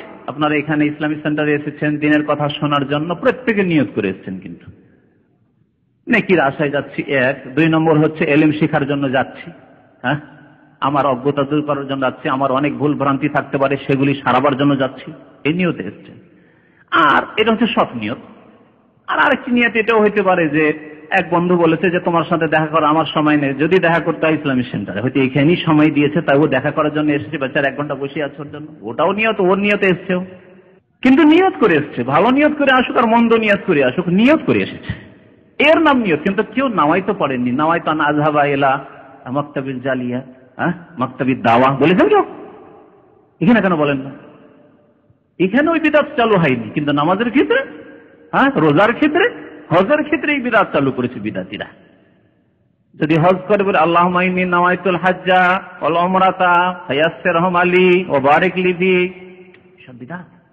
আল্লাহ আমি নিয়ত করছি হজের অথবা উমরার, সুতরাং আল্লাহ তুমি বরকত দাও, সহজ করে দাও, সব বিদআত এগুলি উচ্চারণ করা। নিয়তের স্থানই হচ্ছে অন্তর, অন্তরের সংকল্প, অন্তরের দৃঢ় ইচ্ছার নাম, গাঢ় ইচ্ছার নামই হচ্ছে নিয়ত করা। বিভিন্ন উদাহরণ দিয়ে বোঝায়, এক কথায় বেশি সময় লাগাই না। আপনি দেশে যাবেন, হজের পরে দেশে যাবেন, নয়তো পড়েছেন, কিন্তু দেশে যাবেন মেলা নেই, কি করবেন? কি যাকাত দিবেন, সাদকা করবেন, দান খেরাত করবেন, মাতা পিতার সেবা, এরকম বড় আপনি নেকির কাজ করবেন, কিন্তু নামাইতান মুসাফিরা ইলা বাংলাদেশ বলেন না। নিয়ত আছে আপনার? নিয়ত যদি সৎ থাকে, আমার মাতা পিতার সেবা করবো, তাদের চিকিৎসা করাবো, বড় সব নিয়ত করে রেখেছেন, কেন নামাইতে পড়েন না? ওখানে বুঝেছেন সুন্নত, কিন্তু নামাজ রোজার ক্ষেত্রে আর হজের ক্ষেত্রে বিদআতি নিয়ত বুঝে আছেন। তো উচ্চারণ করে নিয়ত করা হচ্ছে একটি বিদআত। যারা বাইরে থেকে হজে আসেন, বিশেষ করে যারা উড়োজাহাজে আসেন, বিমানে আসেন, এসে অনেকেই অজ্ঞতার কারণে, আর পুরানো কিতাবগুলিতে লেখা আছে, যখন পানি জাহাজে আসতো তখনকার লেখা আছে আলামলাম ইহরাম, ওই আলামলামের কথা বলে। এখনো যদি আলামলাম বলেন, কোথায় আলামলাম, কোথায় উড়োজাহাজ আসছে, কোন দিক থেকে উড়োজাহাজ আর পানি জাহাজের রুট আপনাকে জিওগ্রাফি বুঝতে হবে ফতোয়া দেওয়ার আগে, বা মশলা বুঝার আগে, তার প্রতি আমল করার আগে। আরেকটি যে ভুল করে এই ক্ষেত্রে, যে এহরাম বাঁধে জিদ্দায় এসে, বিমানে আসলো, আসার পরে জেদ্দা ভিতরে ঢুকে গেল, তায়েফ থেকে ভিতরে গিয়ে তায়েফ মিকাত, জেদ্দা ভিতরে ঢুকে যাওয়ার পরে জেদ্দায় গিয়ে এহরাম বাঁধতে হাজি সাহেবরা জায়েজ নাই, ওয়াজিব ছেড়ে দিল। মিকাত থেকে এহরাম বাঁধা হচ্ছে ওয়াজিব, সে মিকাত ক্রস করে গেল। ইন্ডিয়া, পাকিস্তান, বাংলাদেশের হাজিরা, অথবা এখান থেকে দাম্মাম থেকে যে হাজি সাহেব যাচ্ছেন, আজকে এক লোক জিজ্ঞাসা করেছিল বিমানে যাবে, সে জেদ্দায় গিয়ে এহরাম বাঁধে, বলছেন না, কখনো না, জেদ্দা ভিতরে, আপনাকে তাইফের আগে এহরাম বাঁধতে হবে। সুতরাং যদি এখান থেকে 2 ঘন্টা বা 1.5 ঘন্টার রাস্তা, 2 ঘন্টার একটু কমই লাগে, তাহলে 1 ঘন্টা যাওয়ার পরে আপনি বা তার আগে আপনি রিয়াজ পার হয়েছেন মোটামুটি। আপনাকে সংকেত দিক আর না দিক, ঘোষণা করুক আর নাই করুক, ম্যাপে দেখাক আর না দেখা, এগুলি করে কখনো কখনো। আপনাকে খেয়াল করতে হবে যে আমি মোটামুটি কিছুটা রাস্তা চলে এসেছি, এখন একটু আগে ভাগে, তার আগে আপনি বিমানে চাপার আগে এহরামের কাপড় পরে থাকুন। আর প্লেনে যখন এলান করা হয়, বিশেষ করে হজের মৌসুমে ঘোষণা করা হয়, যখন বলা হবে যে মিকাত কাছে আসছে, আপনি অন্তরে নিয়ত করবেন, আর মুখে লাব্বাইক উমরাতান বা লাব্বাইক হাজ্জান যেটি করবেন, আপনি বললেন লাব্বাইক বলবেন, নাওয়াই তো বলবেন না। আল্লাহ হাজির হয়েছি উমরার উদ্দেশ্যে, হাজির হয়েছি হজের উদ্দেশ্যে, যে হজ করবেন সেই রকম নিয়ত করবেন, আর সেই রকম আপনি এই শব্দগুলি বলবেন। এটি নিয়তের শব্দ নয়, এটি হচ্ছে হজে তামাত্তু, কিরান, ইফরাদের 3টি একটি নির্দিষ্টকরণ ওলামারা বলেছেন। এইরকমই আরেকটি বিদআত হচ্ছে তালবিয়া উচ্চ স্বরে পড়তে হবে সুন্নত, কিন্তু তালবিয়া সস্বরে, একসাথে সম্মিলিতভাবে সবাই মিলে একই আওয়াজে লব্বাইক আল্লাহুম্মা লব্বাইক, একই আওয়াজে সবাই পড়ে, আল্লাহ লব্বাইক লা শারীকা লাকা লব্বাইক, একই আওয়াজে পড়ে। বলছিলাম গত সপ্তাহে মনে হয় কোন একটি আলোচনায়, যে আজকাল বিদআত করবে আর না হলে সুন্নত করবেই না। কেমন করে? তালবিয়ার ক্ষেত্রে যদি একসাথে পড়েন, খুব পড়ছে, গোটা বাসের লোক পড়ছে, একজন ওদের ইমাম সাহেব হয়ে গেছে, পড়াচ্ছে, আর বাকিরা সব একসাথে সম্মিলিত আওয়াজে লব্বাইক আল্লাহুম্মা লব্বাইক পড়বে। আর যদি বললেন যে বাবা এটা পড়া যাবে না, আপনারা নিজ নিজ আওয়াজে পৃথক পৃথক আলাদা আলাদা পড়েন, এক সুরে নয়, সবাই বন্ধ করে দেবে। কি জানি আমার ভুল হয় নাকি, জাহেল মূর্খদের অবস্থা এরকম, পড়বে না। অনেকবার দেখেছি পরীক্ষা করে, একা একা যেমনই পড়তে বলেছি বন্ধ হয়ে গেল। সম্মিলিত পড়লে ঠিক আছে, বিদআত করবে আর সুন্নত করতে বললে আর করবে না। এই সুন্নত তখন ছেড়ে দিবে, লাব্বাইকি পড়া, তালবিয়া পড়া ছেড়ে দিবে, চুপচাপ আছে, মক্কা পর্যন্ত চুপচাপ বসে আছে, মিকাত থেকে যাচ্ছে। ওই রকমের রাস্তায় দলবদ্ধ ভাবে যাচ্ছে, মেনা থেকে আরাফা যাচ্ছে, আরাফা থেকে আসছে মুজদালিফা, মুজদালিফা থেকে মেনা আসছে, লব্বাইক আল্লাহুম্মা লব্বাইক সম্মিলিত পড়ছে, একা একা পড়ে। হয় বিদআত করবে আর না হলে সুন্নাত ছাড়বে। বিদআত যদি নাও করে তাহলে সুন্নাত ছাড়বে। এইরকম হচ্ছে বহু হাজিদের অবস্থা। সম্মিলিত তালবিয়া পড়া বিদআত, সুন্নত নয়। হাজরে আসওয়াদের কাছে, হাজরে আসওয়াদ যখন চুমন দেয় তখন অনেকে নামাজের মতো রফুল ইয়াদাইন করে। দেখেছেন কিনা? দেখে হবেন যারা গিয়েছেন। আল্লাহু আকবার, আল্লাহ বিসমিল্লাহ, আল্লাহু আকবার, বিসমিল্লাহ, আল্লাহু আকবার, এরকম করে একবার না একাধিকবার। রফুল ইয়াদাইন করা দুই হাতে না। যদি আপনি চুমন দিতে পারেন চুমন দেবেন, না হইলে স্পর্শ করবেন। স্পর্শ করতে পারলেন না, মুখে চুমন দিতে পারলেন না, স্পর্শ করতে পারলেন, তাহলে এক হাতের ইশারা করবেন আল্লাহু আকবার। আর ইশারা করে বারবার করে তাকবীর পড়বেন না, চলতে থাকবেন আপনি। হাজরে আসওয়াদ চুমন দেওয়ার জন্য চরম ভিড়ভাড় করা, ধাক্কাধাক্কি করা, এটি সুন্নতের খেলাফ কাজ এবং গুনহার কাজ। একটি সুন্নত আদায় করতে গিয়ে হারাম কাজ, নিজেকে কষ্টে ফেলা, অন্য বহু লোককে কষ্ট দেওয়া জায়েজ নয়। এবং এই ক্ষেত্রে বিশ্বাসের আকীদার আরেকটি বিদআত হচ্ছে যে হাজরে আসওয়াদ সম্পর্কে মনে করে যে হাজরে আসওয়াদের মধ্যেই এমন বরকত রয়েছে যেই বরকত সরাসরি পাথর থেকে, কি আল্লাহ পাকের পক্ষ থেকে পাথর থেকে পাওয়া যায়। সেই জন্য নিজে তো চুমন দিবে, বাচ্চাদেরকে যদি চুমন দেওয়াতে না পারে তাহলে হাজরে আসওয়াদ হাত দিয়ে নিজের হাতটা তখন বাচ্চাদের গায়ে হাত বুলাবে, হাত ফেরাবে না। চুমন দিতে বলা হয়েছে, না হলে ছেড়ে দিতে বলা হয়েছে। কিন্তু আপনি হাতটা কোন রকম ঢুকিয়ে দিলেন, আর ঢুকিয়ে দিয়ে হাতটা যে নিলেন মোবারক হাত, মানে হাজরে আসওয়াদ থেকে যেহেতু ফিরে এসছে, শুয়ে এসছে, তারপরে ছেলে মেয়েদের গায়ে আপনি হাত ফিরাতে থাকেন। তারপরে হাজরে আসওয়াদ থেকে শুরু করলেন তাওয়াফ। এই তাওয়াফে প্রথম যে তাওয়াফ, তাওয়াফে কুদুম বলা হয়, এই তাওয়াফে কুদুমের দুটি সুন্নত রয়েছে। একটি হচ্ছে রামাল করা, মানে প্রথম 3 চক্করে, প্রথম 3 প্রদক্ষিণে চক্করে একটু পায়ের ধাপ ছোট করে জোরে চলা, ভিড় যদি না থাকে, ভিড় থাকলে করবেন না। কিন্তু অনেকে এখানে ভুল করে 7 চক্করই করতে থাকে। ও জানেন না, যখনই সুযোগ পায় 7 চক্কর মধ্যেও দৌড়তেই থাকে। আর একটি কাজ হচ্ছে ইজতিবা। ইজতিবা মানে ডান বগলের নিচ দিয়ে ইহরামের কাপড়টি নেওয়া, ডান কাঁধটিকে খোলা রাখা, শুধু তাওয়াফে কুদুমের সময়, অন্য কোনো তাওয়াফে নয়, এবং তাওয়াফের আগেও নয়, পরে নয়। হাজী সাহেবরা যে ভুলটি করে সেটি হচ্ছে যে অনেক হাজিরা মিকাত থেকে যেমনই ইহরাম বাঁধলো, ডান কাঁধ খোলা, এইখান থেকেই ডান কাঁধ খোলা। এটি সুন্নতের খেলাফ, বাড়াবাড়ি হয়ে গেল। যেখানে আল্লাহ নবী শুরু করেছেন যখন তাওয়াফ, তখন থেকে করেছেন, আপনি আগে থেকে শুরু করে দিলেন। আর আরেকটি ভুল হয় এই ক্ষেত্রে, এই ইজতিবা চলতেই থাকে, এমনকি তাওয়াফ শেষ হওয়ার পরে নামাজ পড়ছে কাঁধ খুলে, অথচ নবী করিম সাল্লাল্লাহু আলাইহি ওয়াসাল্লাম কাঁধ খুলে নামাজ পড়তে নিষেধ করেছেন। সহিহ বুখারীতে হাদিস রয়েছে, লা ইউসাল্লি আহাদুকুম ফিস সাওবিল ওয়াহিদ লাইসা আলা আতিকি মিনহু শাই। তোমাদের কেউ যেন একটি কাপড় হইলেও এমন ভাবে নামাজ পড়বে না, একটি কাপড় হইলেও এমন ভাবে নামাজ পড়বে না যে কাঁধের ওপর কিছু নেই, কোনো কাপড় নেই। তাহলে একটি কাপড়ও যদি হয় বড় চাদরের মতো, মেক্সির মতো, জুব্বার মতো, জুব্বার নিচে কিছুই নেই, তাহলে কাঁধ থেকে ঢাকা দিতে হবে। চাদর আছে, চাদরকে বেঁধে নিতে হবে। বড় চাদর আছে যা দিয়ে হাঁটু পর্যন্ত ঢাকবে, আর এইদিকে কাঁধ, তো কাঁধ ঢেকে হাঁটু পর্যন্ত ঢাকতে হবে। টাকনায় পৌঁছাচ্ছেন আর এদিকে নাই, এখানে বেটা আছেন না, এরকম করবেন। আর গা খোলা আছে, কাঁধ খোলা। বিশেষ জায়গায় লোকেরা পড়ে থাকে যেগুলি সুন্নতে নেই, সহিহ হাদিসে নেই। হয় একেবারে জয়ীফ হাদিস আছে কোনটি, আর না হইলে একেবারে জয়ীফ হাদিস পর্যন্ত নেই। ভিত্তিহীন দোয়া, বানানো দোয়া। বানানো দোয়াগুলির একটি দোয়া হচ্ছে কাবার দরজার সামনে তাওয়াফ করার সময় এই দোয়াগুলি পড়ে, আল্লাহুম্মা ইন্নাল বাইতা বাইতুকা ওয়াল হারামু হারামুকা ওয়া আনা আবদুকা। এই দোয়া সুর ধরে পড়ে।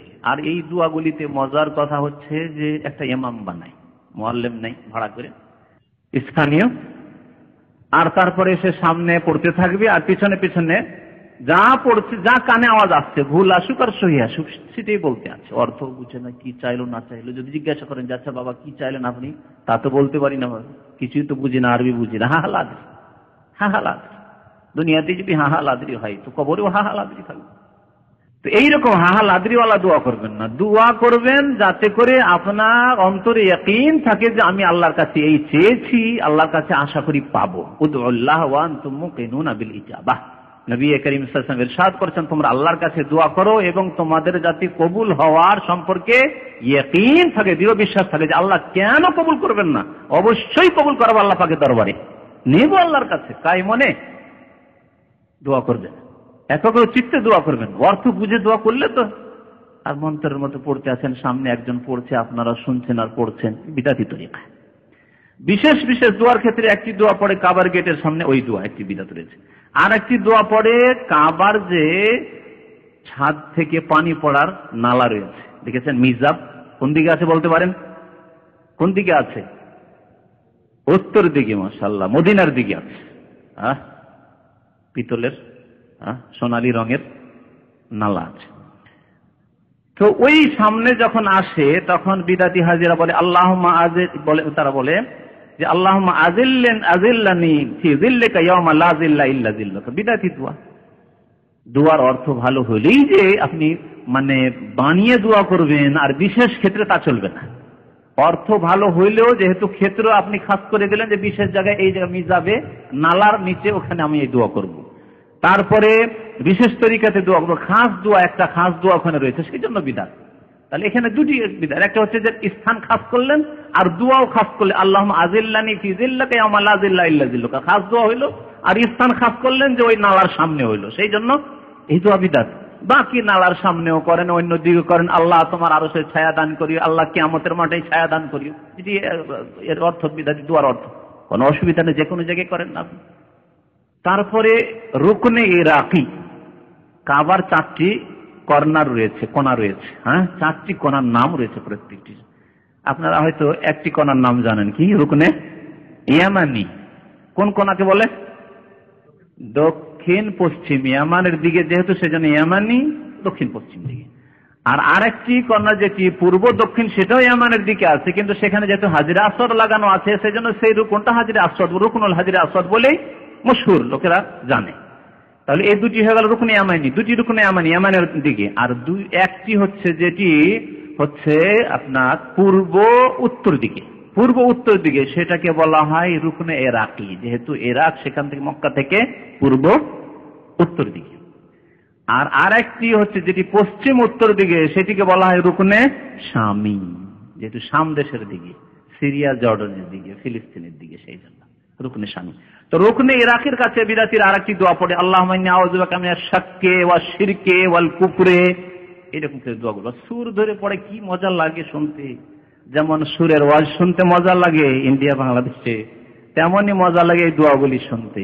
কিন্তু কোরআন সুন্নাহর অনুসারীরা এগুলি কি বিদআত মনে করে, এবং আপনি একজন মুসলিম হিসাবে যেহেতু রাসূলুল্লাহ সাল্লাল্লাহু আলাইহি সাল্লামের হজ করবেন, সুতরাং আপনাকে এগুলি ত্যাগ করতে হবে। মজা লাগলেই হয় না।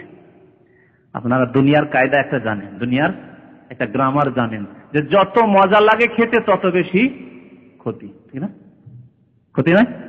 যত বেশি স্বাদ লাগে, মজা লাগে খেতে, তত বেশি পেটের ক্ষতি করে, করে না?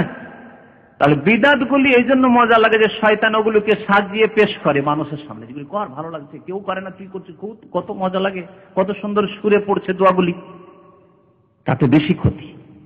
বিদআত করবেন, আমলকে নষ্ট করবেন। এখানে আরেকটি হাদিস বলে দিই যে বিদআত কেন করা যাবে না। নবী করিম সাল্লাল্লাহু আলাইহি ওয়াসাল্লামের তরিকা ছেড়ে দিয়ে আপনি হজ করলেন, নবী সাল্লাল্লাহু আলাইহি ওয়াসাল্লামের তরিকা ছেড়ে দিয়ে আপনি নামাজ পড়লেন, তাহলে নবী সাল্লাল্লাহু আলাইহি ওয়াসাল্লামের মতো নামাজ হলো না আপনার, নবী সাল্লাল্লাহু আলাইহি ওয়াসাল্লামের হজের মতো আপনার হজ হলো না। আর প্রিয় নবী সাল্লাল্লাহু আলাইহি ওয়াসাল্লাম বলেছেন, মা আয়েশা রাদিয়াল্লাহু তাআলা আনহা এই হাদিস বর্ণনা করেছেন, মুসলিম শরীফে রয়েছে, মান আমিলা আমালান লাইসা আলাইহি আমরুনা ফাহুয়া রাদ্দুন।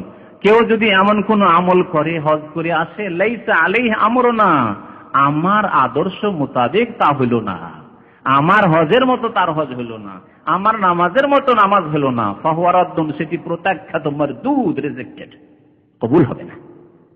নবী করিম সাল্লাল্লাহু আলাইহি ওয়াসাল্লামের পক্ষ থেকে এই বলা হচ্ছে যে আপনি যদি হজ করে আসেন আর বিদআতি তরিকা, নবীর তরিকা হজ না করে আসেন, খেয়াল করলেন না, সুন্নত করলেন, বিদআত করলেন, ভালো করলেন, মন্দ করলেন, যা যেখানে দেখলেন তাই করলেন, তাহলে ফাহুয়া রাদ্দুন হয়ে যাবে, প্রত্যাখ্যাত হয়ে যাবে। এমন না হয় যে হজ করে এসেও, টাকা পয়সা খরচ করেও, মেহনত পরিশ্রম করে কত যে কষ্ট করলেন, ক্লান্ত হইলেন হজে, আর শেষখানে হইল ওই রকমই, যেমন কোরআনে কারীমের সূরা গাশিয়া আল্লাহ পাক বলেছেন, আমিলাতুন নাসিবা তাসলা নারান হামিয়া, কঠোর পরিশ্রমকারী কিছু লোকেরা হবে আর মেহনত করবে চরম, নাসিবা, ক্লান্ত হয়ে যাবে, পরিশ্রান্ত হয়ে যাবে, তাসলা নারান হামিয়া, কিন্তু তারা উত্তপ্ত আগুনে প্রবেশ করবে। তারপরে রুকনে ইয়ামানিতে স্পর্শ রয়েছে, যদি সম্ভব হয় তো রুকনে ইয়ামানি যেটি, সেখানে ছুঁইবেন, আপনি স্পর্শ করবেন, কিন্তু চুমা দেওয়া নেই, অনেকে চুমা দেয় সেখানে। তারপরে আরো যে দুটি কোনা রুকনে শামি, রুকনে ইরাকি রয়েছে, সেগুলিতে অনেকে চুমা দেয়, এমনকি যে কোনো জায়গায় দেওয়াল ধরে জড়িয়ে থাকে, সবগুলি হচ্ছে বিদআত। আবেগে কোনো কাজ করবে না, প্রত্যেকটি কাজের ক্ষেত্রে দলিল দেখবেন, পড়বেন, সহি কথা শুনবেন যে নবী সাল্লাল্লাহু আলাইহি সাল্লাম থেকে এগুলি কি প্রমাণিত আছে, না লোকেরা এমনিতে ধরে আছে, কাবাকে ধরে আছে, যেখানে সেখানে চুমন দিচ্ছে। দেখা দেখি কাজ করবেন না, পড়ে শুনে এবং সহি কথা জেনে আমল করবেন। কাবার দেওয়াল অথবা মাকামে ইব্রাহিম এগুলি স্পর্শ করে ছেলে মেয়েদের গায়ে হাত বুলানো, এগুলিও বিদআত। সাফা মারওয়ার সাইয়ের ক্ষেত্রে আরেকটি বিদআত আছে, অনেকের উযু করে। তাওয়াফের সময় উযু থাকলে ভালো কথা, উযুতে করে নেন। তাওয়াফের সময় অবশ্যই উযু লাগবে, কিন্তু তাওয়াফের পরে হয়তো উযু নষ্ট হয়ে গেছে, না উযু করে আসে, কারণ সাফা মারওয়ার সাই করতে হবে, উযু নেই, না বিদআত। কারণ সাফা মারওয়ার সাইয়ের জন্য উযুর শর্ত নবী সাল্লাল্লাহু আলাইহি ওয়াসাল্লাম বলেননি। আর যেটা বলা হয়নি সেটা যদি অতিরিক্ত আপনি করেন, এটা বিদআত হয়ে গেল, এর নামই বাড়ালেন, বিদআত। সাফা মারওয়া সাইয়ের জন্য এবং বাইতুল্লাহর তাওয়াফের জন্য প্রত্যেক চক্রে, প্রত্যেক প্রদক্ষিণের জন্য এক একটি করে দোয়া। এই দোয়া প্রথম কথা সহিহ হাদিসও নেই, যঈফ হাদিসও নেই, কোনো হাদিসে নেই, শুনে রাখেন। প্রত্যেক চক্করের দোয়া। আবার দোয়াগুলির ক্ষেত্রে কি করে, হয়তো দোয়া আগেই পড়া হয়ে গেল, তাওয়াফ শেষ হলো না, তখন চুপ, বাকি যে তাওয়াফের অংশটুকু রয়েছে এমনি তাওয়াফ হয়েছে, কারণ তার দোয়া পড়া খালাস হয়ে গেছে, শেষ হয়ে গেছে, তাই না? এইরকম ভুল করে। আবার এর উল্টোটাও করে, কি যে দোয়া পড়া শেষ হয়নি, দোয়া বাকি আছে, তাওয়াফ এক চক্কর শেষ হয়ে গেছে, ধরেন দ্বিতীয় চক্করের দোয়া বা প্রথম চক্করের দোয়া কি হয়ে গেছে, তাওয়াফ করা শেষ হয়ে গেছে আর দোয়া শেষ হয়নি, দোয়া শেষ হয়নি, অসম্পূর্ণ বাক্য, সেখানে স্টপ করে দিল, কারণ আমার চক্কর শেষ হয়ে গেছে। কত ভুল করে, একেতে বানানো দোয়া, মন গড়া দোয়া, তারপরে সেই দোয়াগুলিকে এইরকম করে। সুতরাং এইভাবে প্রত্যেক চক্করের দোয়া না পড়বেন, না ওইসব কিতাব কিনবেন। আপনাকে যদি সহি এবং জাল কিতাবের পার্থক্য করতে হয়, একটা সহজ ভাষা বলে দিচ্ছি, সহজ তরিকা বলে দিচ্ছি। আপনি যাবেন মিকাতগুলিতে, মিকাতে দেখবেন যে বইগুলি বিক্রি করছে, ছোট বই হওয়া দোষ নয়, কিন্তু এই বইটা সুন্নতি না বিদআতি, ওখানে এখানকার ইসলামিক মন্ত্রণালয়ের পক্ষ থেকে যে আপনার কাউন্টারগুলি করা আছে, অফিস করা আছে, সেখানে বিতরণ হচ্ছে, সহি কিতাব বিতরণ হচ্ছে, আপনি নেন। কিন্তু ফুটপাতে যারা মিসওয়াক বিক্রি করে এই ধরনের লোকেরা, অথবা কিতাব নিয়ে ঘোরাঘুরি করছে, দেয়ালেন খামসারি আল্লাহর বাড়িয়াল করছে, তাদের কাছ থেকে যদি কিতাব নেন, কেমন করে জানবেন যেটা সহি না ভুল কিতাব? তার একটা লক্ষণ হচ্ছে, আপনি পাতাগুলো উল্টিয়ে দেখবেন, আর দেখবেন যে প্রথম চক্করের দোয়া, দ্বিতীয় চক্করের দোয়া, 7 চক্করের 7 দোয়া, দেখলেই জানবেন যে এইটা বিদআতি কিতাব। এটা খুব সাধারণ মানুষের জন্য খুব সহজ তরিকা জানার জন্য। আর যদি এগুলি না থাকে তাহলে জানবেন যে ইনশাআল্লাহ তাআলা আশা করি সহি কিতাব রয়েছে। তারপরে আরাফার দিকে যান, আরাফায় গেলে অনেক বিদআত ওখানে রয়েছে। আরাফায় গিয়ে আজকাল ইন্ডিয়া, বাংলাদেশ, পাকিস্তানের অধিকাংশ হাজিরা শুধু জাবালে রহমা কোথায়, জাবালে রহমা কোথায়, ও জাবালে রহমা শুধু সন্ধান করবে, ওখানে যাবে, জাবালে রহমা চড়বে অথবা তার কাছে যাবে, এটা জরুরি তার জন্য। অথচ নবী করিম সাল্লাল্লাহু আলাইহি ওয়াসাল্লামের জামানায় এই জাবালুর রহমান নামই ছিল না প্রথম কথা। তারপরে এই জাবালুর রহমাতে নবী সাল্লাল্লাহু আলাইহি ওয়াসাল্লাম হজে এসে চড়েননি মুখে। নবী সাল্লাল্লাহু আলাইহি ওয়াসাল্লামের জায়গা যেটি ছিল অবস্থানের, তা ওই পাথর অথবা ওই পাহাড়ের যে ছিল, যে পাহাড়ের পাশে তিনি অবস্থান করেছিলেন, এবং নবী সাল্লাল্লাহু আলাইহি ওয়াসাল্লাম বলেছেন সবাই যদি সেখানে যায় কি করে হবে, ওয়াকাফতু হা হুনা, আমি এখানে অবস্থান করলাম, পাহাড়ের উপরে না পাহাড়ের নিচে। ওয়া আরাফাতু কুল্লুহা মাওকিফুন, আর আরাফার সমস্ত জায়গায় হচ্ছে অবস্থানের জায়গা, যে কোনো জায়গায় তোমার অবস্থান করো। সেই উপত্যকা ওয়াদি অরনা যেটি বলা হয়, নিচু জায়গা, মসজিদের পাশে নিচু জায়গা আছে, সেই জায়গাটি বাদে, ওই জায়গাটি বাদ দিয়ে। তারপরে আরাফাতে এসে অনেকে যখন ভিড় দেখে ভিতরে, খেয়ালও করে না যে আমার আরাফার বর্ডারের মধ্যে ঢুকলাম কি ঢুকলাম না। আজকাল ইংরেজি ভাষায়, আরবি ভাষায়, আরো অন্য ভাষায়ও হতে পারে, লেখা আছে যে আরাফা স্টার্টিং হেয়ার, আরাফা এখান থেকে শুরু, বেদায়াত আরাফা, শেষ হয়ে যাচ্ছে, আপনি যেতে যেতে হয়তো শেষ করে দিলেন বা সাইড দিয়ে শেষ হয়ে যাচ্ছে, নেহায়াত আরাফা, আরাফা শেষ, এখানে আরাফা এন্ড লেখা আছে, খুব সহজ ভাষা লেখা আছে, আপনি দেখুন, দেখে ভিতরে ঢুকুন। আরাফার বাইরে সারা দিন যদি থেকে আসেন তবু আরাফার অবস্থান আপনার হবে না। আর আরাফার অবস্থান যদি না হয়, বাইরে থেকে চলে আসে, যদিও ভিড়ের মধ্যে থেকে এলেন, হয়তো হজ হবে না। নবী করিম প্রশ্ন পড়ে করবেন, নবী করিম সাল্লাল্লাহু আলাইহি ওয়াসাল্লাম বলেছেন আল হজ্জ আরাফা, হজ হচ্ছে আরাফায় অবস্থানের নাম, সুতরাং আরাফার বাইরে খবরদার থেকে আসবেন না।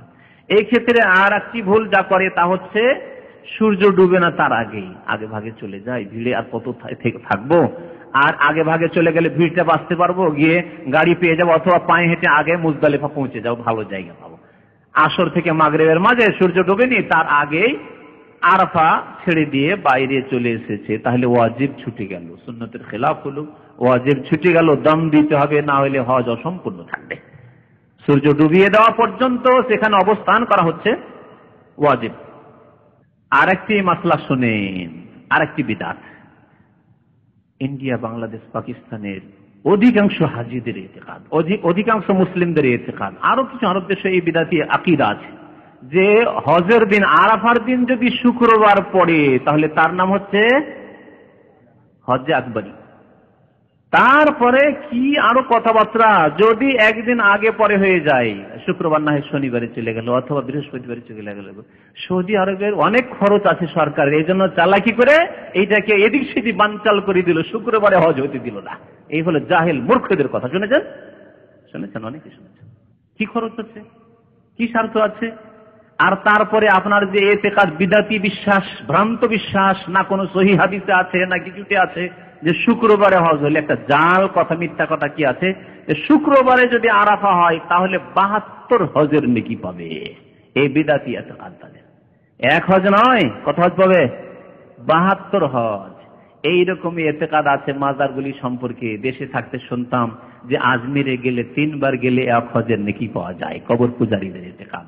আজকাল শুনেছি নাকি ওই বিশ্ব ইজতেমা যেটা হয় তাতে নাকি গেলে ওরাও বলে দেখা দেখি যে আজমির গেলে পাবি, আয় আমাদের কাছেও পাবি, চিল্লা লাগাতে আসলে এইখানে বিশ্ব ইজতেমাতে আয়, এখানে আসলেও তোরা 3 বার আসলে 1 হজের নেকি পাবে। অনেকই বলে প্রচার মাধ্যমে। গতবার না তার আগের বা কয়েক ভাই শুনে এসে বললো, তারা সাক্ষী, আল্লাহ পাক ভালো জানেন, জনসাধারণ বলছে যে আমরা তো গরিব মানুষ, মক্কা তো আমরা যেতে পারি না, সেই জন্য এখানে আসছি, এই আশা নেই যে এখানে যদি 2-3 বার আসতে পারি তো আল্লাহ করে হজের নেকি পাবো। হ্যাঁ, কি বলেন? এহরামের কাপড় পরে, আউযু বিল্লাহ। দেখছেন, এগুলি আরো অতিরিক্ত বিদআত। বিদআতের কোনো স্টেশন নেই, কত যে বিদআত রয়েছে। তো এই হজ্জে আকবরীর ইতিকাদ, যে শুক্রবার আরাফা হলে হজ্জে আকবর বেশি নেকি হবে আর অন্য দিনে হলে কম নেকি হবে। কেউ যদি শুক্রবার আরাফা পেয়ে যায় তাহলে ওর খুশির শেষ নেই। একটা হজ করে 72টি স্বীকার করেছি। আমাদের দেশে একটা প্রবাদ আছে, এক গুলিতে 2 শিকার, 2 শিকার নয় 72 শিকার। এক গুলিতে 72 শিকার, একটা হজ করে 72টি হজের নেকি। বিদআতি আকীদা, ভ্রান্ত বিশ্বাস, কিছুই পাবে না। ফাহুয়া রাদ্দুন, ওই একটা যেটা আসল ছিল সেটাও মরদুদ, প্রত্যাখ্যাত হয়ে যাবে। মুজদালিফা এবং মাশআরুল হারাম, মাশআরুল হারাম মুজদালিফার পাহাড়ের নাম। এখানে আল্লাহ পাক জিকির আজকার করতে বলেছেন, ফাইজা আফাদতুম মিন আরাফাতিন ফাযকুরুল্লাহ ইনদাল মাশআরিল হারাম। তোমরা যখন আরাফা থেকে প্রত্যাবর্তন করবে, ফিরে আসবে, ফাযকুরুল্লাহ, আল্লাহর জিকির আজকার করবে, আল্লাহকে স্মরণ করবে, আল্লাহর কাছে দোয়া করবে, ইনদাল মাশআরিল হারাম, মাশআরুল হারামের নিকটে, ওই পাহাড়ের পাশে। নবী করিম সাল্লাল্লাহু আলাইহি ওয়াসাল্লাম যেই জায়গাটিতে দোয়া করেছেন সেই জায়গায় মুজদালিফার মসজিদ তৈরি হয়ে আছে। তো এখানে ফজর নামাজের পরে দোয়া করা সুন্নত, কিন্তু এখানে করে কি বিশেষ বিশেষ ওর জন্য দোয়া গড়েছে বিদআতীরা। মাশআরুল হারামে দোয়া পড়ার জন্য, মুজদালিফায় দোয়া পড়ার জন্য বিশেষ বিশেষ দোয়া গড়েছে। এই দোয়াগুলি বিদআতী দোয়া, মন গড়া দোয়া, খাস খাস দোয়া। তবে আপনার দুনিয়া আখিরাতের যা ইচ্ছা আপনি চান, আরবি ভাষায় চান, আরবি ভাষা জানলে বাংলা ভাষায় চান, তবে কোরআনের দোয়া, হাদিসের দোয়া এগুলি করুন। কিন্তু বানিয়ে বানিয়ে দোয়া করেন অথচ কোরআন হাদিসে নেই, এইরকম কোন দোয়া করবেন না ওখানে। অথবা বানানো দোয়া কিতাবে লেখা আছে যে এটি হচ্ছে মুজদালিফার দোয়া, এটি হচ্ছে আরাফার দোয়া, এ হচ্ছে মাশআরুল হারামের দোয়া, ওই সব দোয়া পড়বেন না। এমন কোন দোয়া, খাস দোয়া নেই। যে কোনো দোয়া আপনার যা গরজ আছে আল্লাহ পাকের দরবারে আপনি চান। মুজদালিফায় এসে অনেক হাজী সাহেবরা প্রথম সুন্নত হচ্ছে এখানে এসে মাগরিব এশা জমা করে নামাজ, উযু করবে, উযু করে মাগরিব এশা জমা করবে। তা না করে প্রথম কাজ শুরু করে পাথর কুড়ানো, কঙ্কর মারবে সকালবেলা গিয়ে। ওই জন্য আগে কাজ হচ্ছে মুজদালিফায় কঙ্কর কুড়া। এক তো নামাজ বাদ দিয়ে, ফরজ নামাজ মাথার উপর চেপে আছে তা বাদ দিয়ে কঙ্কর কুড়াচ্ছে। 2 নম্বর কথা, নবী করিম সাল্লাল্লাহু আলাইহি ওয়াসাল্লাম মুজদালিফা থেকে পাথর নেননি। গত বছরের সেই হাদিস নিয়ে এসে আপনাদের শুনিয়েছিলাম যে ভাইরা পুরানো আসেন, যে নবী করিম সাল্লাল্লাহু আলাইহি ওয়াসাল্লাম যখন সকালবেলা ফজর নামাজের পরে ফরসা হওয়া পর্যন্ত দোয়া করলেন, তারপরে মিনার দিকে আসছিলেন, রাস্তাতে মিনা আর মুজদালিফা আর মিনার মাঝখানে আব্দুল্লাহ বিন আব্বাস রাদিয়াল্লাহু তাআলা আনহুমাকে বললেন যে উলকুতুলি হাসান, আমার জন্য কয়েকটা কঙ্কর নিয়ে আসা, পাথর কুড়িয়ে নিয়ে আসা। কুড়িয়ে নিয়ে এসে দেওয়া হলো। সাতটি মারতে হবে, সেদিন মাত্র 7টি নিয়ে আসা হলো। কিন্তু আজকাল বিদআতপন্থীরা এই মুজদালিফা থেকে পাথর নেওয়াকে বাধ্যতামূলক মনে করে এই বিদআত, এবং 4 দিনের পাথর নেই, 7টি, 21, 70টি পাথর। 70টি পাথরের বোঝা নিয়ে হাজী সাহেবেরা 4 দিনের পাথর মুজদালিফা থেকে নিয়ে আসে, এই বিদআত করে, মনে করে যে ওখান থেকে নিতে হবে। এমন কোনো কথা নেই। বরং এটা যদি মনে করেন যে ওখান থেকে জরুরি আছে 4 দিনের, তাহলে নিজে কষ্টও করলেন এবং বিদআতও করলেন। এই রাত্রের জাগরণ করা, সাব্বেদারি করা, রাত জেগে ইবাদত বন্দি করা, এটি সুন্নত নয়, সুন্নতের খেলাফ। নবী করিম সাল্লাল্লাহু আলাইহি ওয়াসাল্লাম মাগরিব এশা পড়েছেন, পড়ার পরে শুয়ে গেছেন।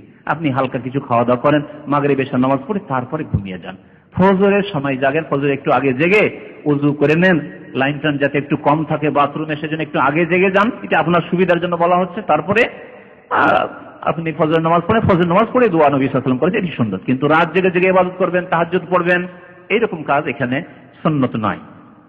আর একটি বিদাতি কাজ করে কঙ্করগুলি সম্পর্কে। অনেক বিদাতি হাজিরা কঙ্করগুলিকে সুন্দর করে পানি দিয়ে ধুয়ে পরিষ্কার করে। শুনেছেন না শুনেননি? করে, বিদাতিরা করে, পাথরগুলিকে ধুয়ে পানি দিয়ে পরিষ্কার করে। এইরকমই আর একটি বিদাত হচ্ছে এহরামের কাপড় তো আছে, এহরামের মতো কাপড় কাফনের জন্য নিয়ে যায়, মক্কা থেকে কাপড় কিনে আর জমজম দিয়ে ধুয়ে পরিষ্কার করে দিয়ে নিয়ে যায়, যে এটা জমজম দিয়ে ধুয়েছি আর মক্কার মোতাবারক বরকতের কাপড়, এই কাপড়ে যাতে করে আমার কাফন হয়। এর এক বিদাত আছে, হাজী সাহেবরা নিয়ে যায়। আরেকটি বিদাত কঙ্কর মারার ক্ষেত্রে হচ্ছে যে কঙ্কর মারতে গিয়ে কঙ্কর না মারে জুতা স্যান্ডেল মারে। কারণ এক বিদাতি বিশ্বাস যে কাকে মারছি, শয়তান মারছি, তো শুধু ছোট কঙ্করে কি হবে, শয়তানের চোখ তো কানা হবে না। শয়তানকে বেশি লাঞ্ছিত করলে জুতা স্যান্ডেল মারতে হবে, জুতা স্যান্ডেল মারতে হবে। তারপরে এই যে শয়তান মারছি ধারণা, এটি হচ্ছে বিদাতি ধারণা। কারণ নবী করিম সাল্লাল্লাহু আলাইহি ওয়াসাল্লাম পাথর মারার উদ্দেশ্য বলেছেন লিইকামাতি যিকরিল্লাহ, রামিউল জিমার, এই জামারাত গুলি শয়তান বলেননি, জামারাত বলেছেন প্রথম কথা, এগুলির নাম জামারাত। আর জামারাত মারার উদ্দেশ্য হচ্ছে আল্লাহর জিকিরকে কায়েম করা, প্রতিষ্ঠিত করা। আল্লাহর জিকির কি আল্লাহর জমিনে প্রতিষ্ঠিত করছেন, আল্লাহকে আপনি স্মরণ করছেন, আল্লাহু আকবার। আল্লাহু আকবার মানে আল্লাহর তাজিমের একত্ব প্রকাশ করা, যে আল্লাহর চাইতে বড় পৃথিবীতে কিছু নেই। আমার দেশ মহান নয়, আজকাল কিছু স্লোগান এরকম আছে নাই, আমার দেশ মহান, আমার দেশ মহান বলে কিছু নেই, আমার নেতা মহান বলে কিছু নেই, আমার যে বিধানদাতা মানে দুনিয়ার যে যেমন মার্ক্সবাদীরা কার্ল মার্ক্সে বিশ্বাসী, অন্যরা অন্যতে বিশ্বাসী, গান্ধীবাদীরা গান্ধীতে বিশ্বাসী, আমার নেতা মহান, ওইসবও নেই, সব ইসলামে নেই। এসবকে আপনি বাতিল ঘোষণা করে বলছেন আল্লাহু আকবার, আল্লাহ সবচেয়ে বড়, আল্লাহ মহান। আমার না ভূমি মহান, না আমার ভাষা মহান, না আমার অন্য কিছু মহান, একমাত্র মহান আল্লাহ পাক রব্বুল আলামিন, আল্লাহু আকবার, এই ঘোষণা করছে। এই জিকিরকে প্রতিষ্ঠিত করার জন্য হচ্ছে পাথর মারা। পাথর মারা মানে শয়তানকে পাথর মারা নয়। শয়তানকে পাথর মারার বিদাতি ইতিকাদ হয় তখন স্যান্ডেল জুতা শুরু করছেন, আর তারপরে তখন এমন গরম হয়ে আছেন যে শয়তানকে যেন সত্যি মারছি, মেজাজ এত গরম হয়ে রয়েছে। কাউকে দেখা দেখি নয়, তখন কাকে ধাক্কা লাগলো, কাকে কষ্ট হইলো, কি হইলো না হইলো ওইসবের পরোয়া নেই। কিন্তু যখন আল্লাহর জিকির করছি তখন আপনার মধ্যে তাওয়াজু আসবে, খাকসারিতা আসবে, বিনয়ী হবেন আপনি, নম্রতা আসবে, নিজেকে নরম দুর্বল মনে করবেন, নিজেকে মানে আল্লাহর গোলামি করতেছে, আল্লাহর গোলাম হয়ে আমি হাজির হয়েছি আল্লাহ পাকের দরবারে। এগুলি খেয়াল কখন আসবে?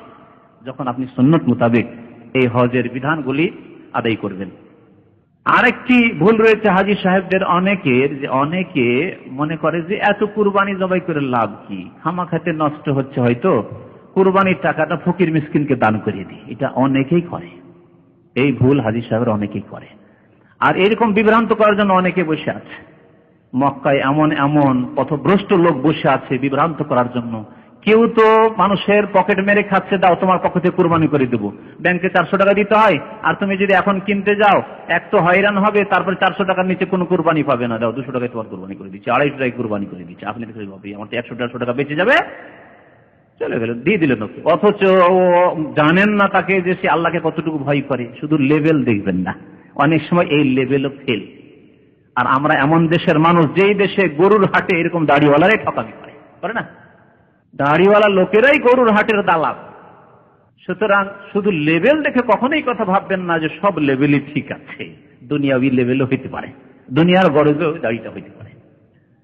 যাকে ব্যক্তিগত জানেন না, হ্যাঁ যদি কোনো ইমানদার লোককে জানেন অসুবিধা নেই, পরেশগার লোক, দিনদার লোক, আল্লাহকে ভয় করে, দেন যে ঠিক আছে ভাই, কোন গরিব মানুষ হয়তো আছে আমাদের ভাষাভাষী অথবা কোনো মুসলিম ভাই বোন আছে, তাদেরকে আপনি কোরবানিটা করে তাদের বাড়িতে দিয়ে দিবেন, ভালো কথা। বা আপনারা নিজেরাই খাবেন, আপনার গরিব মানুষ মক্কে আছেন, খাবেন, অসুবিধা নেই। কোরবানির টাকা তাহলে সাদকা করা যাবে না, দান খেরাত করা যাবে না। তাহলে কোরবানির টাকা যদি সাদকা খেরাত না করে যায়, অনেক বিদাত পন্থীরা বলে যে তুমি হজ করলে কি হবে, হজ করলে তোমার শুধু ফায়দা হইল, হজ না করে এক কাজ করো, আমাদের সাথে চিল্লাই চলো, তাহলে তোমার দ্বারা অনেক লোক 40 দিনে হিদায়াত হবে। কত বড় গুমরাহি তাহলে।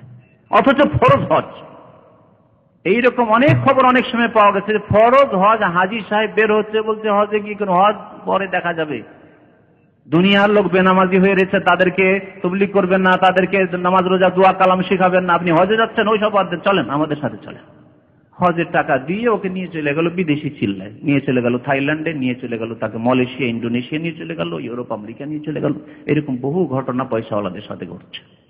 মাথা মুন্ডনের সময় আরেকটি বিদাত আছে, কিবলা মুখিয়ে মাথা মুন্ডন করা, একটি বিদাত রয়েছে। তারপরে মাথা মুন্ডনের সময় খাস দোয়া, চটি কি বিদাতি কিতাবগুলিতে মাথা মুন্ডনের সময় একটা দোয়া আছে, প্রত্যেক ক্ষেত্রে আপনার খাস খাস দোয়া তৈরি করে দিয়েছে, বিদাত আর বিদাত। তওয়াফে জিয়ারা অনেকে যে 10 তারিখে যে তওয়াফ, হজের যে ফরজ তওয়াফ রুকুন, সেই তওয়াফ করার ক্ষেত্রে অনেকে ভুল এই করে যে সারাদিন হয়তো আসতে পারলো না, পাথর মারাতে থেকে গেল, মাথা মুন্ডনে থেকে গেল, অথবা নিজের তাঁবুতে বসে থেকে গেল, সন্ধ্যাবেলা আসর পর অথবা মাগরিবে চলো যাই তওয়াফ করে আসি মক্কা গিয়ে। চিন্তা করুন এই বিষয়টি, যারা রাত্রে সন্ধ্যাবেলা আসর পরই যদি আসে, তাহলে কমের পক্ষে তাকে মক্কা পৌঁছিতে মাগরিব হবে, মক্কাতে আসতে যদি মাগরিব হয়ে যায়, তাহলে তওয়াফ করতে তার 11টা-12টা বাজবে, তওয়াফ আর সাই করতে ফিরে যাবে কখন, ফজর হবে, ফিরে যাবে। অনেক হাজী সাহেবদের দেখা যায় যে তারা ফিরে গেছে কখন, এখানকার স্থানীয় হাজী। আর যারা বৃদ্ধ হাজী, বিদেশি হাজী, তাদের কথা আর কি বলবেন, এসে 11 তারিখের রাত তওয়াফ করতে এসেছে, এসে নিজের ওই যে হজের বিল্ডিং আছে ওখানে রাত হয়ে গেছে, রাত 12টা-1টা হয়ে গেল তওয়াফ করতে, তখন আর কি করবো, ওখানে হজ বিল্ডিং ছিল ওখানে থেকে গেলাম, মক্কাতে থেকে গেলাম। কত বড় ভুল করলো। 11-12 তারিখে হাজী সাহেবদের জন্য মেনাতে রাত্রি যাপন করা হচ্ছে ওয়াজিব, সেই ব্যক্তি ওয়াজিব ছেড়ে দিল, রাত্রে গেল তওয়াফ করতে। সুতরাং এই তওয়াফে ফাজা বা তওয়াফে জিয়ারা করতে রাত্রে যাবেন, দিনেই যাবেন, এবং সন্ধ্যা নাগাদ খুব বেশি হলে এশা পর্যন্ত যথাসাধ্য ফিরে চেষ্টা করবেন, এইভাবে যাবেন। তাহলে জোহরে পৌঁছে যান, আসরে যদি পৌঁছে যান তো হয়তো আপনি এশা পর্যন্ত ফিরতে পারেন, তাও হয়তো পারবেন না। সন্ধ্যার আগে আগে যদি সেরে নিতে পারেন, পায়ে হেঁটে আসলে অনেক সময় আসা যায়, 1.5 ঘন্টাতে মিনায় পৌঁছে যাওয়া যায় রাস্তা চিনলে। কিন্তু গাড়িতে কোনো ভরসা নেই, গাড়িতে কয়েকবার আমাকে 5 ঘন্টা বসে থাকতে হয়েছে, গাড়িতে 5 ঘন্টা বসে থাকতে হয়েছে। গতবারের ঘটনা, তার আগে কয়েক বছর আগে এরকম একটা ঘটনা ঘটেছে। শেষে যখন দেখলাম যে গাড়ি আর পৌঁছাতে পারলো না, নিরাশ হয়ে গেল, আর মেনায় ঢুকাতে পারলাম না আজিজিয়াতে, এই পাহাড়টা পারে হেঁটে গেলেই চলে যাবেন, রাস্তা তোমার চেনা আছে, টান দিলাম, আধা ঘন্টার মধ্যে মিনায় ঢুকে জানটা বাঁচা, আমার ওয়াজিব বাঁচাই, ওয়াজিবটা ধরতে হবে আমাকে। তো এইরকম ভুল করবেন না যে রাত্রে তওয়াফ করতে যাবেন আর মেনার বাইরে আপনি রাত্রি কাটাবেন। আইয়ামে তাশরিক 11-12 তারিখে মেনায় রাত যাপন করা উচিত। মসজিদে হারামে অনেক হাজী সাহেবরা, অনেক মুসল্লিরা মনে করে যে নামাজের সামনে দিয়ে অতিক্রম করা কোনো দোষ নেই, আর বাধা দিলে আবার চোখ গরম করে মনে করে যে মশলাই জানে, যে বাধা দিচ্ছে ওকে মনে করে যে মশলাই জানে না, বাধা দিচ্ছে। অথচ এইরকম কোনো মশলা নেই, যে কোনো মসজিদে মুসাল্লির সামনে দিয়ে যাওয়া না যায় হারাম, যদি রাস্তা থাকে। রাস্তা না থাকে আর অপেক্ষা করা সম্ভব হয় তো অপেক্ষা করবেন, রাস্তা নেই অপেক্ষা করা সম্ভব, অপেক্ষা করবেন। আর যদি অপেক্ষা করা সম্ভব না হয়, তার এত বাথরুমের বেগ হয়েছে আর বরদাস্ত করতে পারছে না, মসজিদ খারাপ হয়ে যাওয়ার আশঙ্কা, তাহলে তার জন্য হারাম কাজ হালাল হয়ে গেছে, সে যাবে তখন। অথবা দেখছেন যে আমার তো সাথে ফ্যামিলি ছিল, ফ্যামিলি হাত ছুটে গেছে, এখন যদি আমি এখানে দাঁড়িয়ে থাকি মুসাল্লির সামনে দিয়ে যাবো না, তাহলে আমার স্ত্রী গেল কোথায় যে খুঁজে পাবো, এক পরেশানির ব্যাপার, এর বড় পরেশানি, বাথরুমের চাইতে বড় পরেশানি। তাহলে সেই ক্ষেত্রে জায়েজ হবে, এরকম মজবুরির ক্ষেত্রে। কিন্তু আপনি সব করে মনে করবেন যে মক্কা মদিনায় মুসল্লির সামনে দিয়ে যাওয়া জায়েজ, মসজিদে হারাম বা মসজিদে নবীতে না, কখনো জায়েজ নাই। হাজী সাহেবদেরকে ইন্ডিয়া, বাংলাদেশ, পাকিস্তানে আর আরব দেশগুলির মধ্যে, মিশরে বিশেষ করে, আরো কিছু দেশে থাকতে পারে, হাজী হজ করে গেলে তার একটি উপাধি বাড়ে, হাজী সাহেব অথবা আলহাজ। একটি বিদাত, একটি বিদাত, আলহাজ মৌলানা অমুক, হাজী সাহেব অমুক হাজী, আলহাজ এমপি সাহেব, সব বিদাত। এটি হচ্ছে কথার বিদাত, সম্বোধনের বিদাত। আলহাজ বলছেন সারা জিন্দেগির নামাজ পড়ে এলো আর কপালে দাগ পড়ে গেল, তারপরে আল মুসাল্লি অমুক বলেন না কেন? সারা জিন্দেগি বেচার রোজা রাখছে, আর সায়েম অমুক রাখেন না কেন? তো হজ করলে যে হাজি বলতে হবে না, এই বিরাট। তারপরে মক্কাতুল মুকাররমা থেকে বাইতুল্লাহ থেকে যখন তওয়াফ করে হাজি সাহেবেরা বিদায় হয়, বিশেষ করে বিদায় তওয়াফে, তখন যেমন মাজারে শিরক বিদাত করে অভ্যাস, ওই রকমই এখানে আরেকটি বিদাত করে। মাজারের লোকদেরকে দেখেছেন? মাজারের দিকে পাছা করে ফিরে যাবে না, মাজার ঘুরে যাচ্ছে তো পাছা করে এদিকে যাবে না, এইভাবে পিছনে সরবে, ধীরে ধীরে পিছনে সরবে।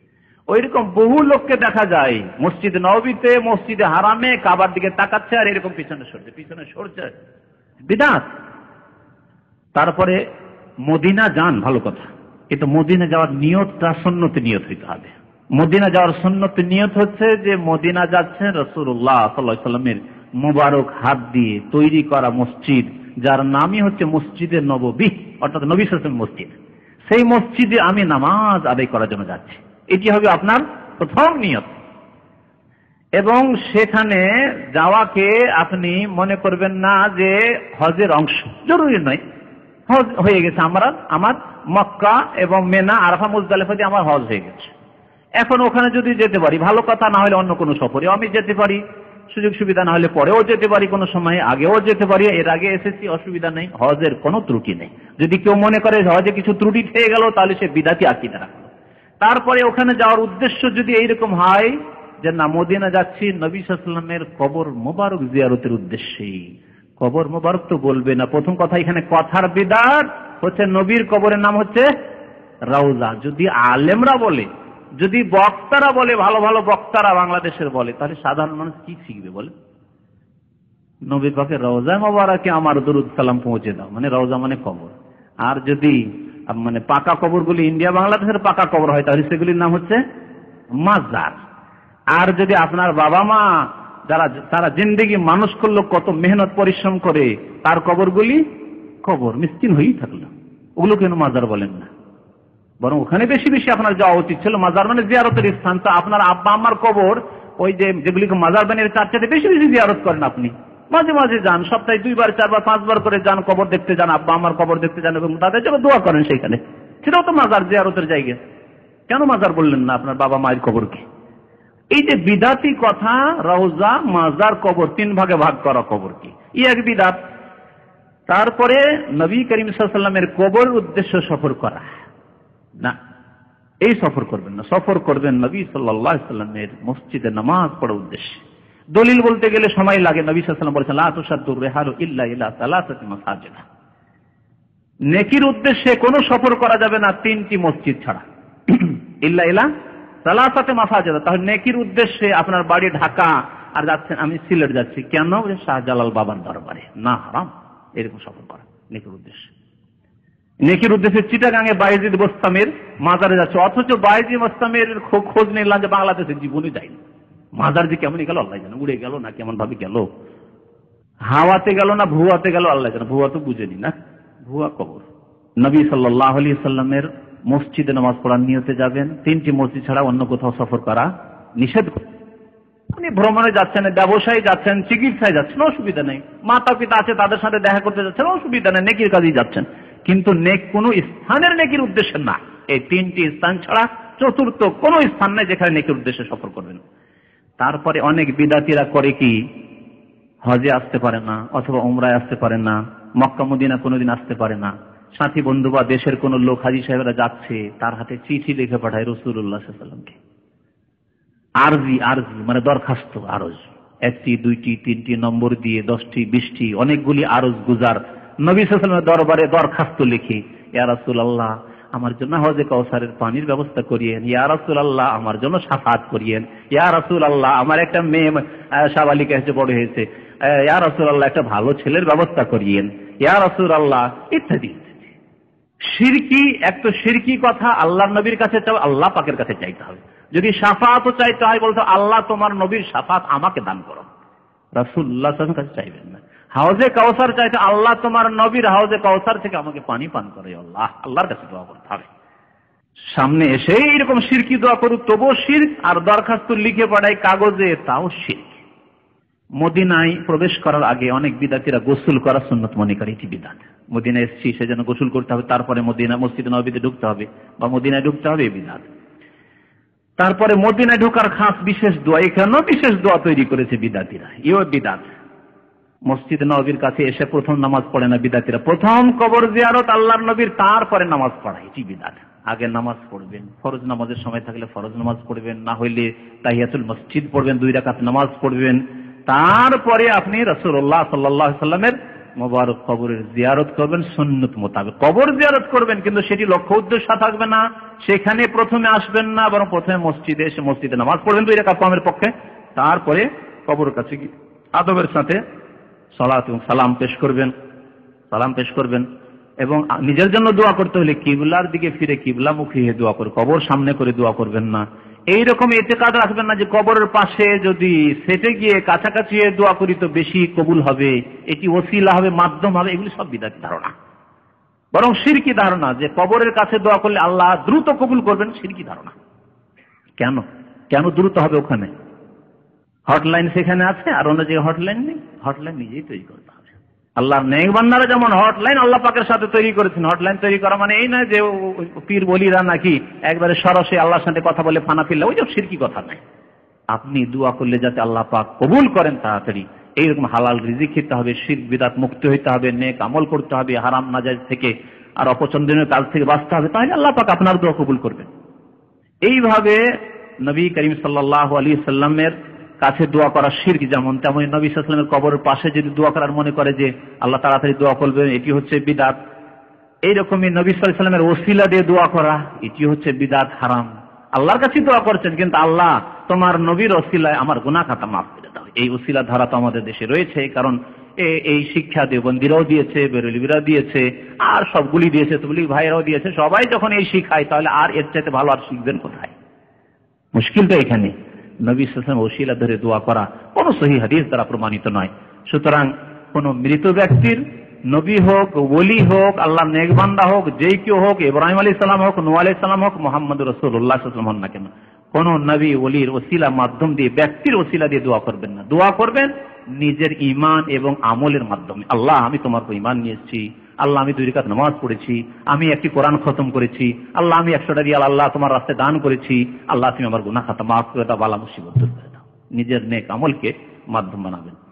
এইরকমই নবী সাল্লাল্লাহু আলাইহি ওয়াসাল্লাম থেকে শাফাআত তলব করা, এগুলি হচ্ছে শিরক। নবী সাল্লাল্লাহু আলাইহি ওয়াসাল্লামের কবরে বসা দেওয়া অথবা স্পর্শ করার চেষ্টা করা, জালিগুলি স্পর্শ করে নিজের গায়ে হাত ফেরানো ইত্যাদি, এসব হচ্ছে বিদআতি কাজ। কবরের পাশে কিছুই যখন করতে পারে না, তখন রিয়াজুল জান্নাহ যে সাদা কার্পেট বিছানো আছে, যেখানে নামাজ পড়ার ফজিলত রয়েছে, ওইখানে একবারে কবরের কাছে সেটে বসে জিকির আজকার করতে থাকে, তেলাওয়াত করতে থাকে, অনেক বিদআতি কথাবার্তা বলতেও থাকে। এমনকি সুন্নতি কাজ যদি করেন, কোরআন তেলাওয়াত করছেন, নামাজ পড়ছেন, কিন্তু এই নিয়ত নিয়ে যে আল্লাহ নবীর কবরের কাছাকাছি এসে আমি নামাজ পড়তে পেরেছি, এই নামাজের মূল্য অনেক বেশি।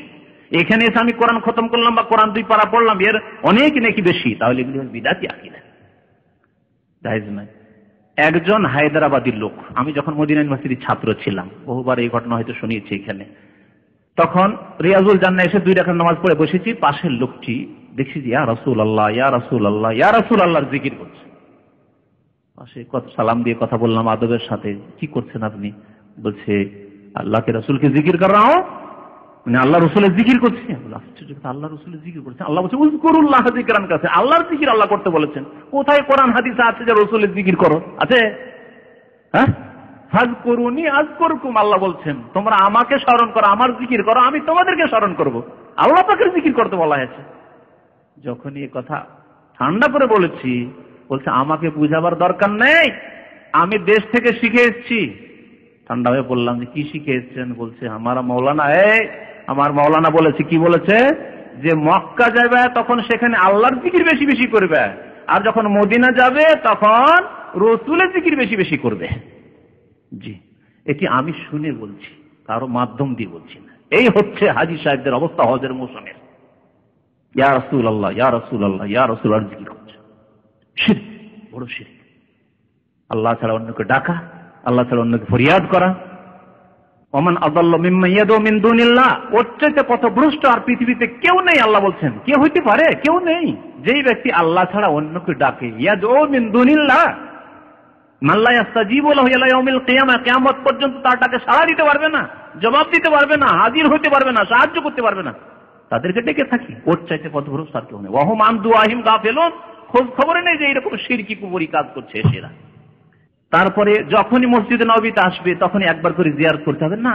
আপনি 5 ওয়াক্ত নামাজ পড়তে আসছেন, নামাজটা পড়েই জিয়ারত বা তার আগে একবারে জিয়ারত, এত ভিড় করে করবেন। একবার জিয়ারত হইলো বারবার সাহাবায়ে এরকম জিয়ারত করতেন না। এইরকমই আগেই বলেছি শুরুতে কথাটি, যে মদিনায় এসে মনে করা যে এখানে 40 ওয়াক্ত নামাজ পড়তেই হবে, 8 দিন মানে 5 8 40 ওয়াক্ত নামাজ আদায় করতে হবে, এটি জাল হাদিস, কোনো সহিহ হাদিস নাই, জয়ীফ হাদিসও নাই। সুতরাং এরকম কাজ করবেন না। মদিনায় বিভিন্ন জায়গায় যে কবরগুলি রয়েছে সেগুলি বারবার করে জিয়ারত করেন না, একবার করে জিয়ারত করলেন যথেষ্ট। বারবার করে সেখানে যাওয়া, ইবাদত বন্দেগী বাদ দিয়ে, কোরআন তেলাওয়াত বাদ দিয়ে, নামাজ নফল নামাজ পড়া বাদ দিয়ে ও বারবার করে ওহদে যাচ্ছেন, বারবার ওই বাকিতে যাচ্ছেন, যেখানে সেখানে ওই কবর খুঁজে বেড়াচ্ছেন, এগুলি হচ্ছে বিদআতীদের লক্ষণ, বিদআতীদের কাজ।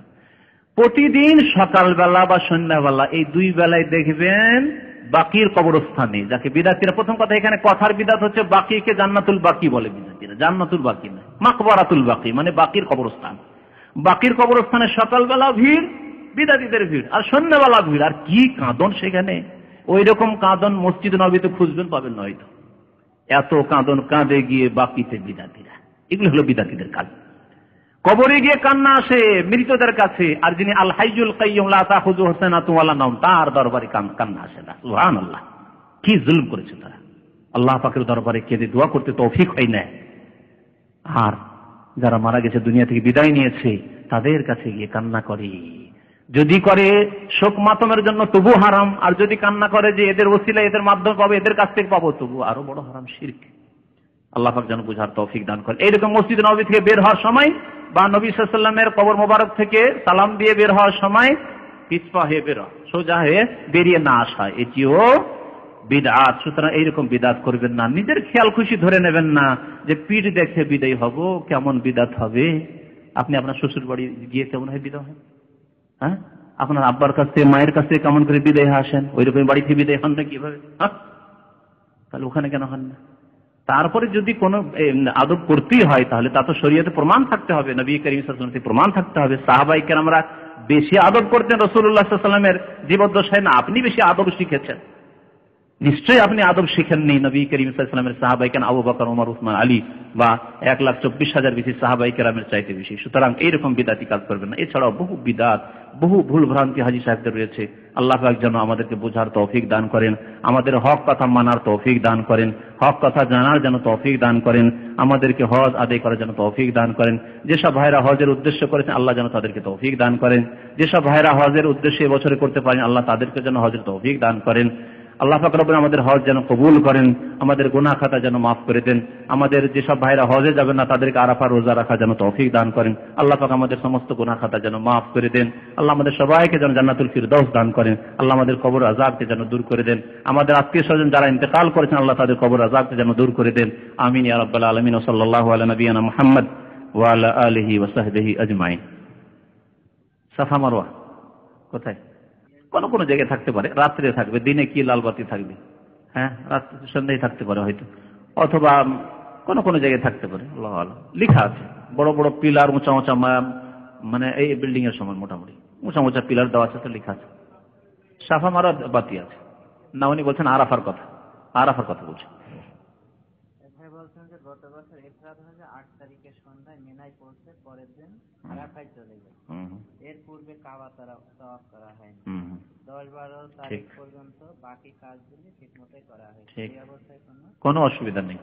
হজে ইফরাদ যদি কেউ করেন তাহলে তার জন্য প্রথম তাওয়াফে কুদুম, এমনকি হজে কেরানেও, 2 হজে সুবিধা, এই 2টি হজে আবার এদিক দিয়ে হজে কেরানে, এবং যাতে হজ ওমরা দুটো একসাথে নিয়ত করেছেন মিকাত থেকে, আর হজে ইফরাদ মানে শুধু হজের নিয়ত করেছেন, এই 2 হজে প্রথম তাওয়াফে কুদুম সুন্নাত, ফরজ ওয়াজিব নয়।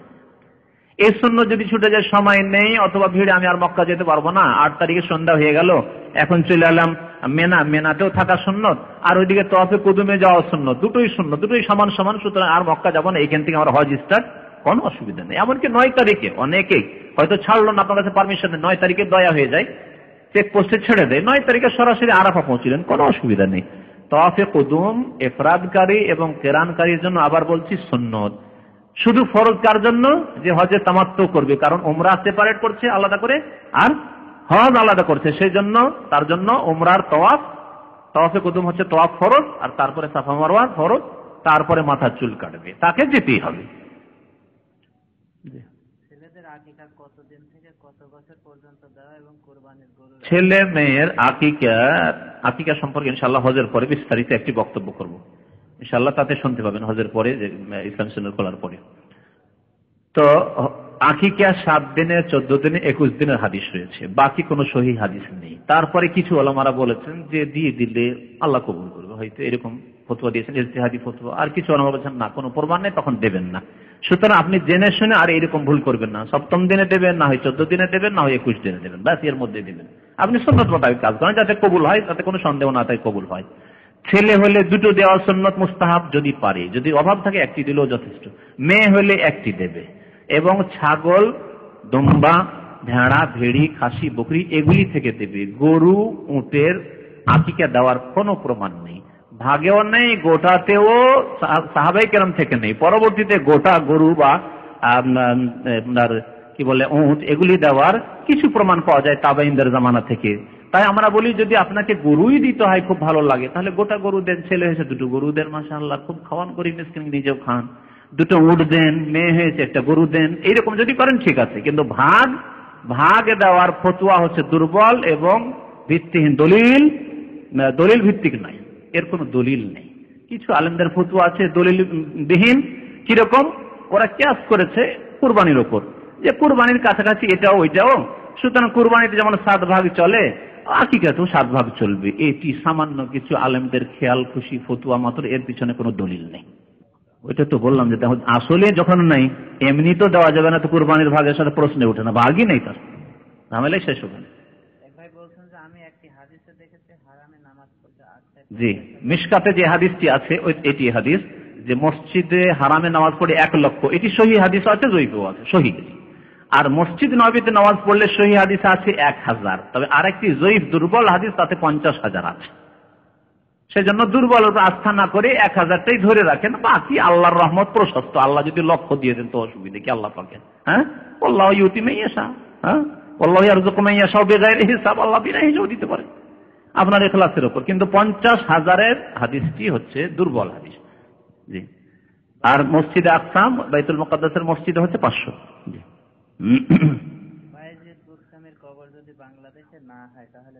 কবর বিদাতিরা জানতে চায়, জাবাল আরফা কোথায় এটা জানতে চায় বিদাতিরা, আর কবর কোথায় আছে কার, এগুলি জানতে চায় যারা কবর সন্ধান করে বেড়ায়, যে কিছু চাইবো সেখানে গিয়ে। আমাদের ওগুলি তরিকা নাই কবরের সন্ধান দেওয়া। জি, এতে কোনো লাভ নেই, আপনার লস ছাড়া, লসই আছে। শয়তান কখনো বিভ্রান্ত করতে পারে। চলো বায়েজিদ, এতদিন ভুয়া বায়েজিদ বোস্তামির জিয়ারত করেছিলাম, এখন যাই ইরাকে ভিসা নিয়ে বায়েজিদ বোস্তামির জিয়ারত করে আসি, বা আফগানিস্তান যাই ইত্যাদি।